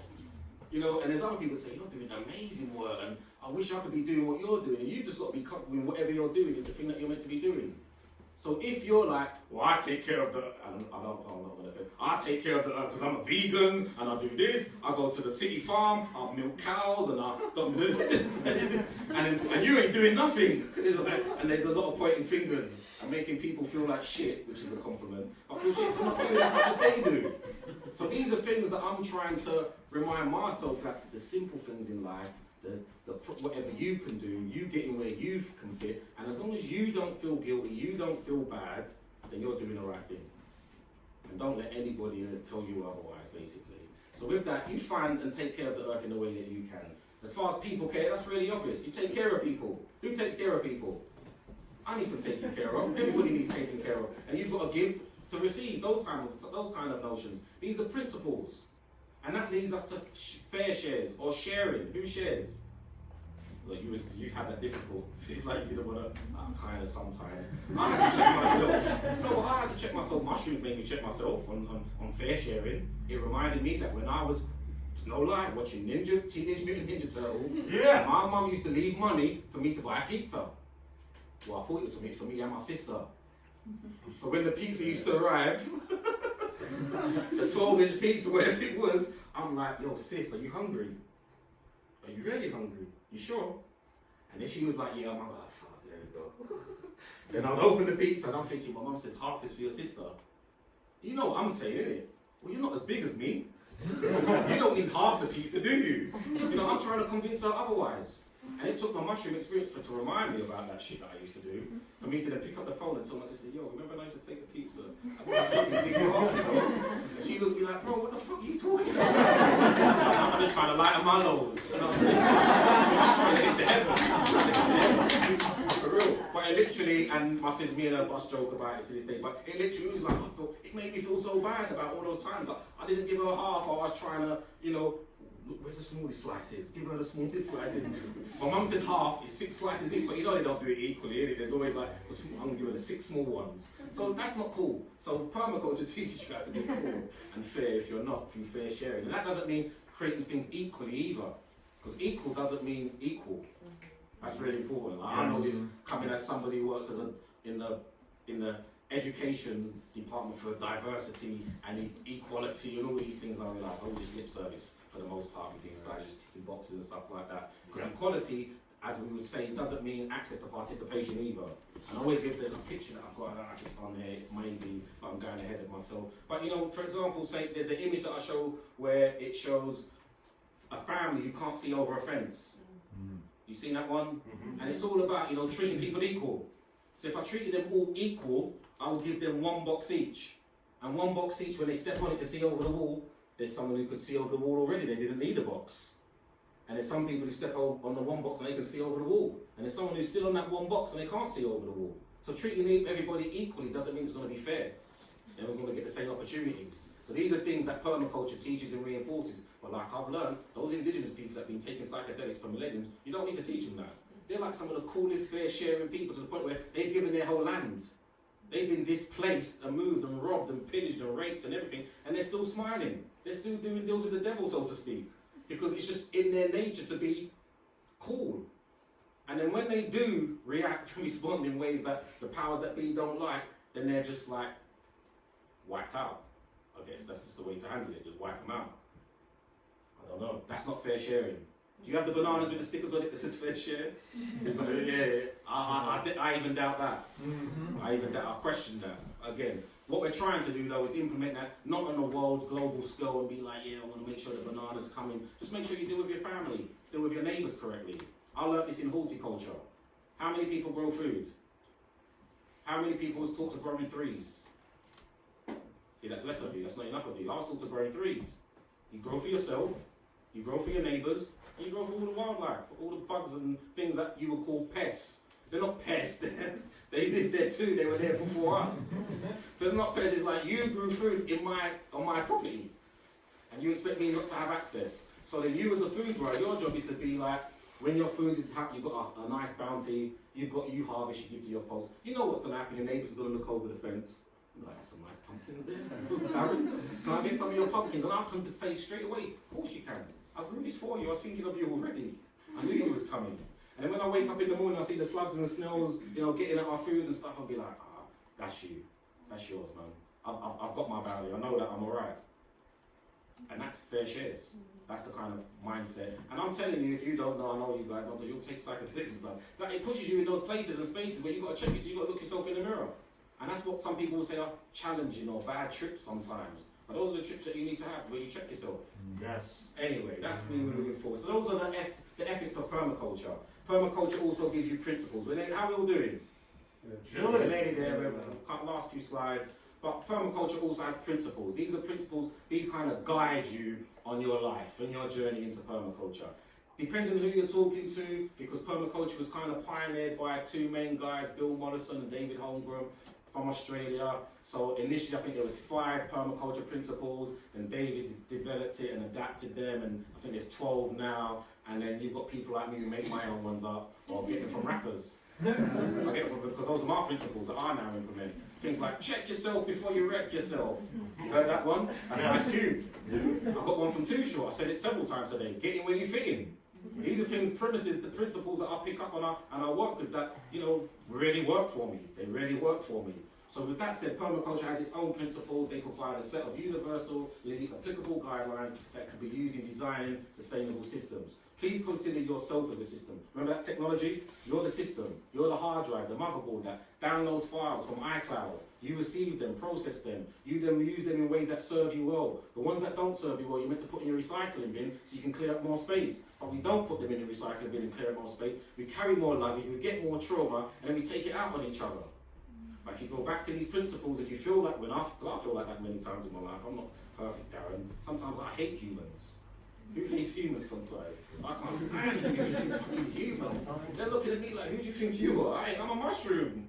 Having a human experience. I don't know who I am. I don't know what I'm talking about. So with that said, I've had to adapt and design and change my lifestyle in ways that I was saying to the brothers, like stepping out of my comfort zone. Coming from a primary black African Caribbean community, family, that's all I knew, that's all I was around. I had to go to the Breaking Convention in 2011 in a place I've never been before and be the only black man in the audience. And I thought I was going to be received because it's the love, light, rainbow bubble crew of the psychedelic community. And I walked in there and I had many people look at me like, what are you doing there? I felt like when I go into my local shop that I've been going into for the last 20 plus years, and he looks at me in the same way like, what are you doing there? I'm like, I come in every other day, man. I'm coming to buy toilet roll.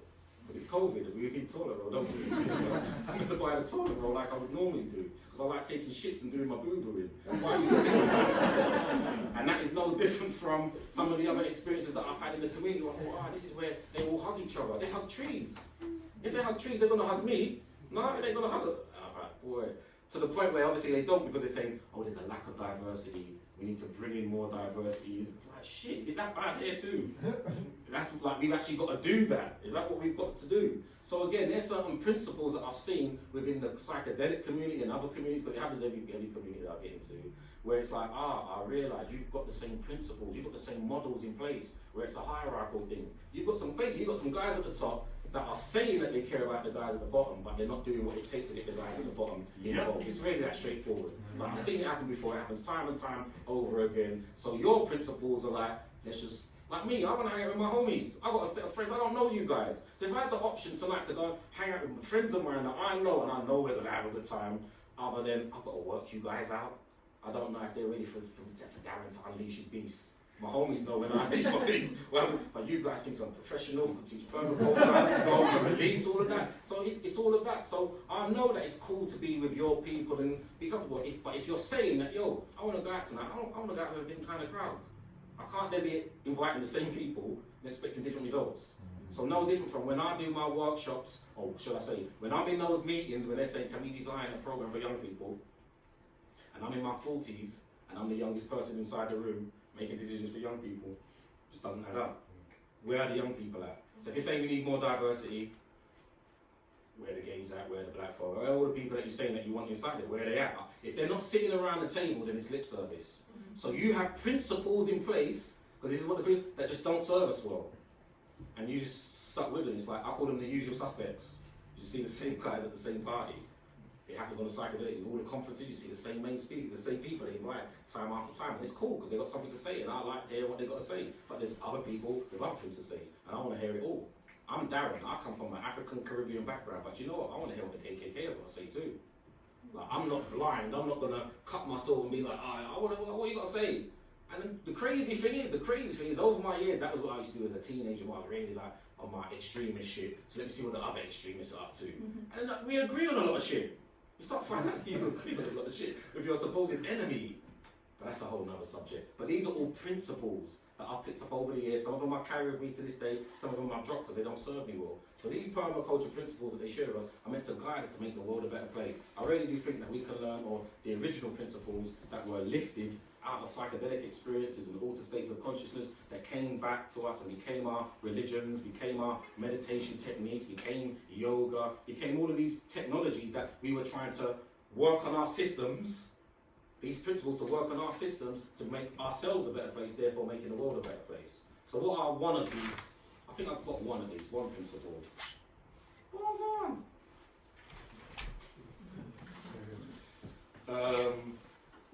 So yeah, permaculture principles have been derived from the thoughtful observation of nature and from earlier works by ecologists, landscape designers and environmental science. I've got this picture up because it reminds me of a few things that I want to share. So the first thing being that observing nature. I've done this in a workshop yesterday, I think. And I just want to check in. Does everybody know when their birthday is? No. Okay. Well, I was going to say, everyone know when your birthday is. Alright, so that is because of these guys here. You see, Lion King. You know, because it's because of the movie Lion King, right? They was like, why do you know your birthday? Yeah, because they mapped out the stars. These lions mapped out the stars. Like they did. They're the Lion Kings. Don't you know about the Lion Kings? Or the panther cults and stuff. You don't know about these guys. Oh, there's real lion cults. I know Disney's done a good job. You know Disney were taking psychedelics as well back in the days as well. But anyway, these Disney guys have lifted this from like ancient stories and principles and stuff. Like the Lion King, for those who are not familiar, is actually a story or mythology of ancient Egypt. People have heard of Osiris, Isis, and Horus. Familiar with that? Well, that story's been lifted from there. I'll talk about it in some of the other presentations, but it's just to keep in mind that those ancient Kemites or Egyptians who lifted or who were invested in by the earlier Nile Valley civilization inhabitants, which are so-called pygmy people, the small people of Central Africa that you find are the oldest people who also say that they're not earthlings. And they, ironically, the Europeans who first encountered them said that they weren't earthlings. They said they were human beings. They said they were monkeys, advanced primates. But the people themselves says, yeah, we're not humans because we're aliens. And they are aliens. They're the little people. They're the little machine elves, they're the leprechauns, the pixies, the brownies. There's some real physical little people and there's some mythological little people. And I'm here to show you, if you don't know, they're one and the same. Those little people have been there so long that they're part of the entheogenic makeup. They're part of the entheogenic matrix.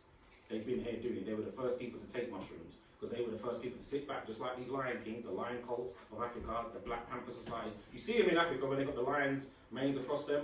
Those are lion societies. Those are secret societies. These were the ones who sat back, mapped out the stars. I mentioned it yesterday. I always have to mention it because if you know your birthday, we celebrate it every year, don't we? Yeah, we celebrate. We try to at least. The older you get, you try to. But you celebrate your birthday every year. These cycles, these are all cycles that they teach us in permaculture that we need to observe cycles and patterns. So just imagine, like, to observe, like they would say to us, before you start gardening in your garden, you should observe the site for at least a year to see what's going on. For example, like the orientation of the sun. You know, is there any microclimates? Is there a fox family living close? You have foxes? Yes. Yeah, great. So we got foxes where I'm from too, because many people we've got foxes in London. Like, what's a fox? And I take people like, wow, you got foxes. I'm like, yeah, it's like normal. It's like normal. But anyway, you've got all of these various societies. Let me get back to the point. You've got all these various societies who mapped out the stars on our behalf. So people like us could say, my birthday is February the 20th. That's when my birthday is. If you know when you want to send me a birthday present, you can. But my birthday is February the 20th. I know the time that I was born and all that good stuff, and that's because of these little people. Because they were the ones who kick back, lay back and observe the stars. And as I mentioned yesterday, to observe the notion of a 1 year garden, to observe your birthday for 1 year, let alone, I don't know, like something like the Sirius star system. That, you know, is a 26,000 year cycle. And as I was saying, you can't just work out things on one cycle. Like, you can't just do one test, one cycle, and that's it. You need to observe that shit, I don't know, at least 2 times. At least 2 times. You know, maybe 3, 4 before you got it right. You can start saying, oh, this is the movement, this is what's going on. So that took people gathering that data, already in a lot of cases, passing that on to the next generation, and then holding and being the gatekeepers of this information. And then we've got it today and take it for granted because we can just go like this. Oh, it's 3 o'clock. I'm early, I'm late, you know, those kind of things. And that's not really what it's like. It goes back to that young member of my family when I said to him, what time do you get up in the morning? He says, when the sun gets up. That's what I started learning about permaculture for real. Those are the cycles and patterns that we really should be lining up with. But anyway, these guys here, if you're not too sure, watch Lion King again, and then go check out Asar, Aset, and Beirut, the story, and to see everything from the initiation rites, and that you see, because they're all African initiation rites, where they're holding up the baby up to the sun, or the cub. That's what they do back home for real. When the baby's born, it stays in the dark for a period of time. They don't bring it out into the light, and then when they do bring it out into light, in its first day of lightness, they bring it out with the rising sun. These are all certain principles and guidelines that we have for initiation rites. But this, again, you find it in the movies. I tell everybody, you need to watch the movies, especially the kid ones, it's all in there. So these are some of the patterns or the principles which are inherent in nature. Patterns and cycles that you see in nature that pop up everywhere. Next slide, please. Again, these principles I mentioned, Bill Mollison and David Holmgren, these are like 2 good manuals or books to pick up, you know, a depth of information. dealing with permaculture in general. But if we move forward, I think this is a wrong place. Yeah, keep calm. You've got a practice principle. So this is basically where we do. If I come back and we do a workshop, we're going to workshop style this, and we go through at least 5 or 12 different principles, and then we break those down and go through it. And we actually practice them, see where we practice them in our day-to-day lives. But this is one of the principles that we're going to roll with, I think, at least. Yeah, the one and only one is work with nature rather than against it, which is primarily one of the main principles coming out of permaculture. Does this resonate with people? Yeah. So why do we struggle in doing it? We really struggle. I struggle. I'm not sitting there pointing fingers. I struggle with doing it. You know, even your natural nature, like I've got to go toilet, let me hold it in. Those kind of things, that's not working against nature. That's not going with your flow. So these are like little things that we do in our days, and that's really they say if you hold it in, that's damage shit. Yeah, you just let it flow. But then when you let it flow as a child, you get in trouble for that, don't you? I used to say, why don't I just let myself, just let it flow. You get in trouble for that. But these guys work with nature rather than against it. The reason I got this image up, and I picked up this one only, just to highlight that, especially in Africa, because I've got a real interest in Africa, that's what my heritage is. Like, we've been doing this, you know. All the stuff that I've been learning, I was like, this is what we've been doing, you know. And then I observe other cultures around, I was like, that's what they've been doing. We've been doing this. Like, what happened? What happened? So there's a lot that's happened, we're not going to get into that, but this is one of the principles, the main one out of permaculture.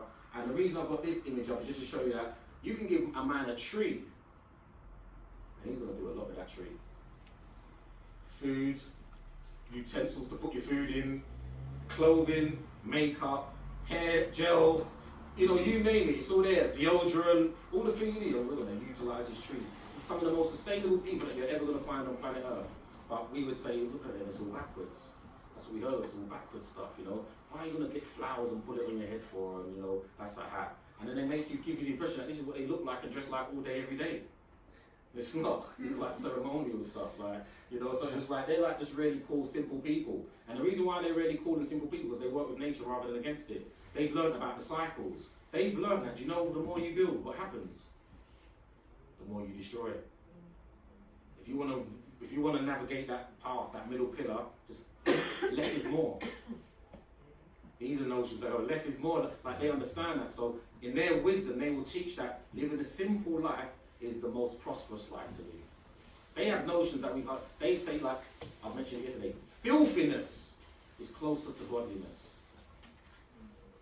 Being in the compost heap, being in that shit heap, rolling around in the hippo muck is where you need to be. Especially in places like this, it's hot, you know, like you put the shit on, it's going to stop you from getting mosquito bites. It's actually really good for the skin.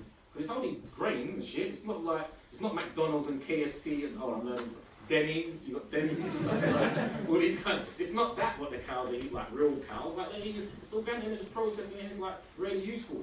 It's really useful. It's life for the soil, ultimately. So these are notions that they have where they're saying, it's not that's the students I work, even to smell a compost, you're like, so it smells, I don't want to work with this. But that's how far removed we've been from our own selves. But anyway, these guys are really plugged in. They know who they are. They're just some people who didn't know who they were, try to make them feel insecure about who they were. So work with nature, work with it rather than against it. This is the whole point of permaculture. Many of us have lost touch with what nature is and fill our time with distractions instead of relaxing in nature, observing it both out, inside and out, there in the world, and also our own inner space. And yeah, we are caught up in weapons of mass destruction. This lets you know how old this life was. It's like when weapons of mass destruction was a thing. What happened with all of that? What happened to those weapons? Who remembers about those weapons? Did they find them? It's all bullshit. Anyway, more distraction. That's what it was. It was a distraction. What are they distracting you from? The power of yourself, for real. Every time you're looking at the TV and there's a march, there's a riot, there's a protest, there's a this and a that, and it's not serving you to work on your system, then it's a distraction. And that's how many people ask me, oh, there's loads of politics, you guys, there's all this politics. Politics in psychedelics, there's politics in education, politics in health. It's meant to, I thought politics was meant to hold the politics. You find the politics in other things. And do you know what I do? I just pay no mind. I'm not living in oblivion like, oh, I'm pretending it's not going on. I'm like, I can see it's going to take up so much fucking energy of mine. And it's just not going to serve me well, that I'm just not going to serve it. I'm going to not be distracted. What is my focus? What am I here for? What am I trying to do and achieve? Let me just stay focused on that. Let me work and build with people that are trying to do that. What, we trying to build a hut? let's build a hut. If you start telling me about the guy down there who, you know, he sold you the hammer and the hammer didn't work properly, I'll be like, well, let's just get a new hammer. Like, let's solve the problems. And that's one of the principles that come up, you know, the problem is the solution, or within the problem lies the solution. And that's when you've got to start looking in the mirror and looking at yourself. Check yourself before you wreck yourself. Ice Cube told me that when I was a teen. So I didn't need permaculture to teach me that. I learned it from Ice Cube. Anyway, it's about observing yourself. This is what it's all about, not being distracted. Check yourself for real. Don't be in denial. Permaculture talks about patterns in nature, spiral shapes, languages, waves, rhythms. The list is very long. If you work with these patterns rather than against it, we would use up less energy and get more favourable results. That's what I was trying to say just now. And if you see as above, so below, as within, so without, you can look at the palm of your hands, you can look at the eye, you start seeing these patterns that repeat themselves. That's why I keep saying it's just one story.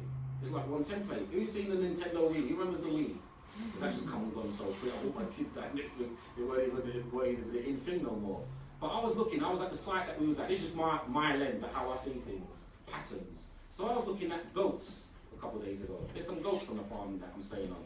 And I seen all these goats. I'm looking at the goats. As I'm looking at the goat, I'm like, I can see a cow. I can see a horse.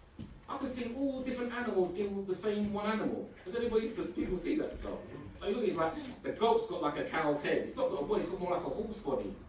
So then it reminds me of the Wii console game where it's like you've got to pick a head, you've got to pick arms and legs. I'm like, everything is made of the same. This is what mushrooms do. I don't know if it's accurate, but it's like everything's just a blueprint. There's like so many foreheads that there's so many eyes, nose, and we're just a mixed match of all of this. And we're going around thinking that we're all kind of unique, but you got someone's eyes. You got someone's lips, you know, the other one's got someone's ears, like, there's a mix match, but because it's so diverse, there's so many numbers, you can mix match it up in different ways. So I'm looking at this cow, and that's what it's telling me, well, goat, so it was a goat, and that's what it's telling me, it's like, yeah, part cow, it looked like a horse, and it was headbutting each other, I'm like, and they were doing, what do you call it, UFC.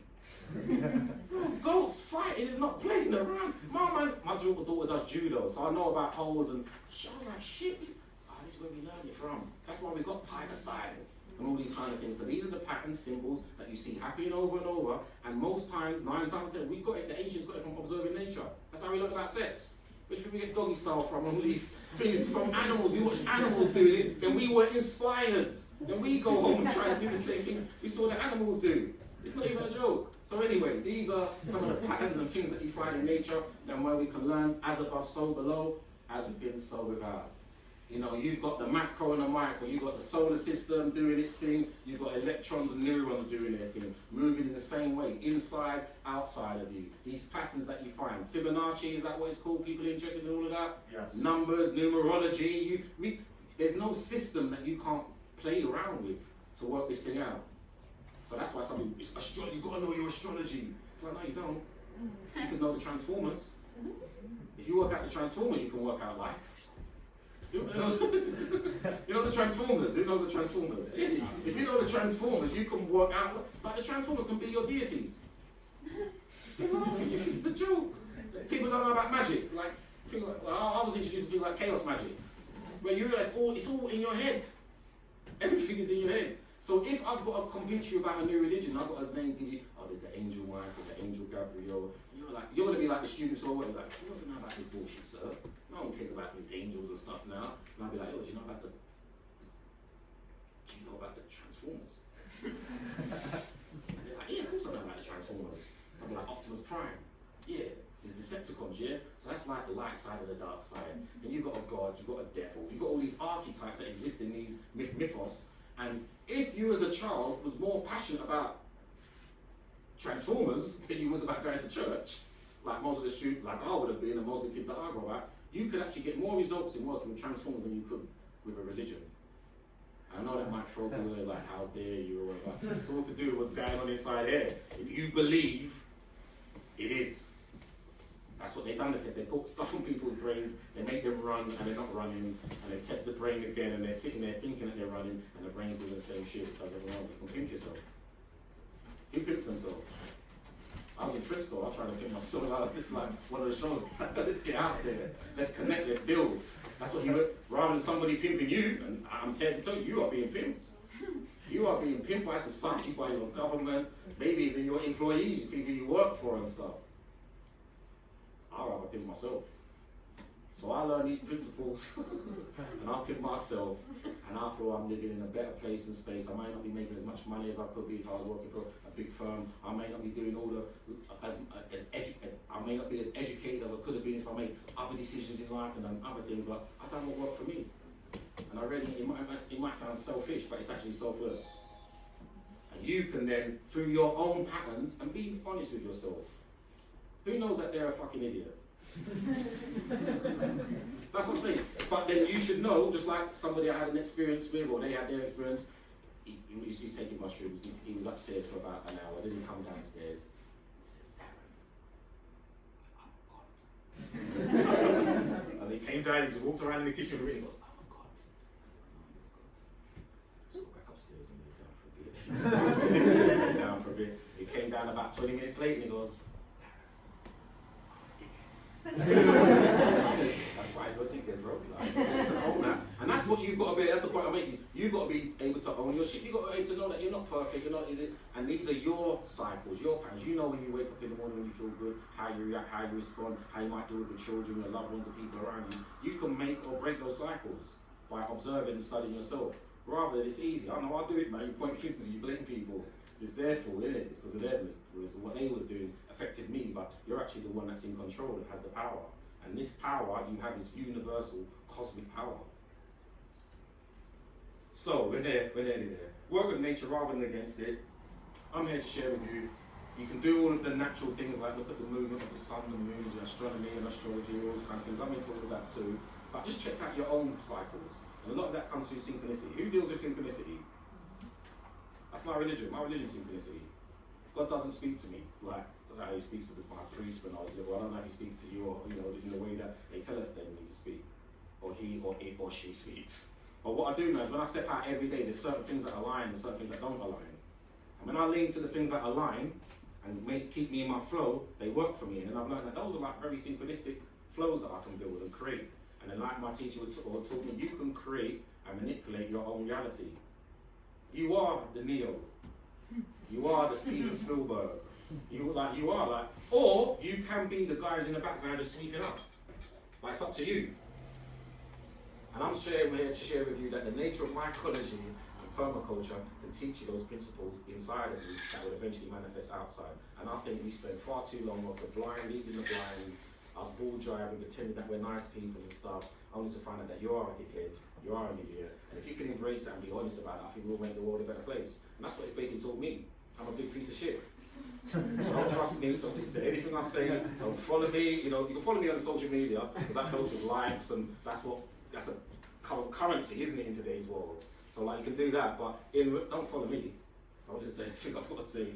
Do your own Googles, do your own research, make sense of this madness for yourself. Because I'm out here just like you trying to work it out. But I do use mycology and permaculture to keep me on the straight and narrow, to keep me on a path, and to give me principles that guide me through life. And I hope it can do the same for you. That's me, Darren Springer, also known as Darren LeBaron, and that was the nature of I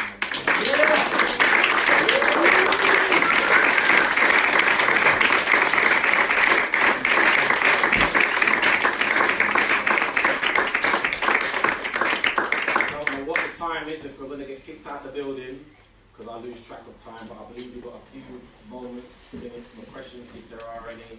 We have time for questions. We do. I can see people putting on their coats, they want to get out of there, so, okay. I've got a question. Go for it, thank you. Is it a testament to how thorough that talk was that there are no questions? That would be something, but I like inquiring minds. I like to be called out as well, so like, if you feel like that's some bullshit, the good, the bad, and the ugly I like to hear, so either or, I appreciate the feedback or the lack thereof, because it teaches me something one way or another. And I just want to say last words again, thank you Portland for receiving me well, all the people that have made this an amazing journey experience. Some of you are in the room, I'm not going to call you out, but I just appreciate you all. I appreciate the people that have come out today, because I basically, as I said to people, there's one point in time I didn't know what permaculture was. I couldn't grow mushrooms, I was trying, it wasn't where I'm buying grow kits and they were failing. And now I'm in a position where I'm in parts of the world that I dreamed of being in. Like, that's why I can't believe I'm in Oregon and not going to see my ancient ancestor. It was 2 mile wild, mycelium, mate. Like, I'm meant to be rolling there in the shit with it. but I will get return and I will get back there. But the point I'm making is that I'm able to do what I love and I'm passionate about, and folks like yourselves that come out and support. All I ask is that I don't have any sponsorship, I don't have any marketing or anything like that lined up. Like, I've got my daughters plugging me, you know, doing stuff, scheduling my posts. People think it's me. Like, you're working really hard. You see you post and all stuff, like, that's my daughters, you know.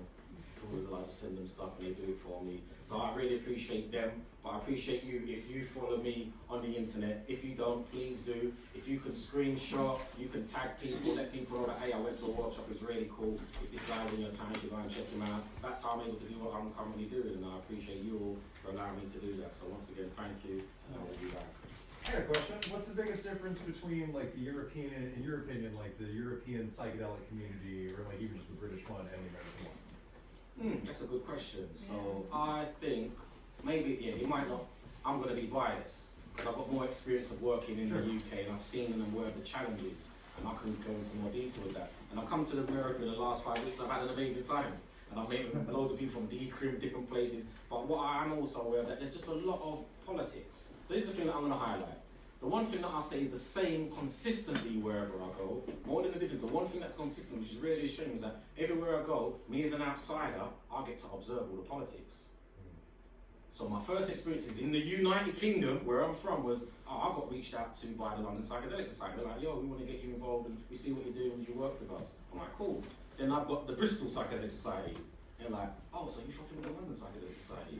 So would you do stuff with us? And I'm like, yeah, of course I work with you. Then I've got the Edinburgh Psychedelic Society, but then you've got the University of Edinburgh Psychedelic Society. And like, we had the name first. They're beefing over some other stuff in Scotland.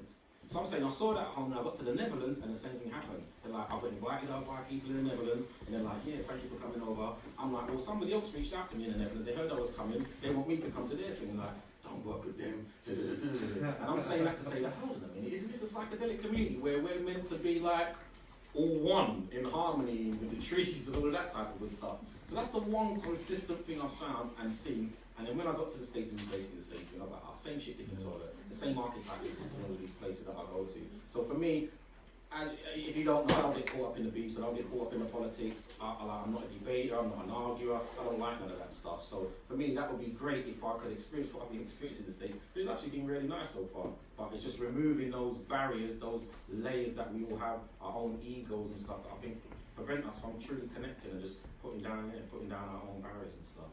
And truly engaging community. So for me, that's what's really important. That's what I got into this for. And I hope we can do more of that. Other than that, we're obviously better organisers than you guys. You know, we plan better. You know, we do all that stuff better. We do it. You know, you guys are more flamboyant. You know, but you know, we actually are on the ground getting it done. That's the difference. But other than that, I think that was it. Again, thank you all for coming out, and I hope to see you again in the.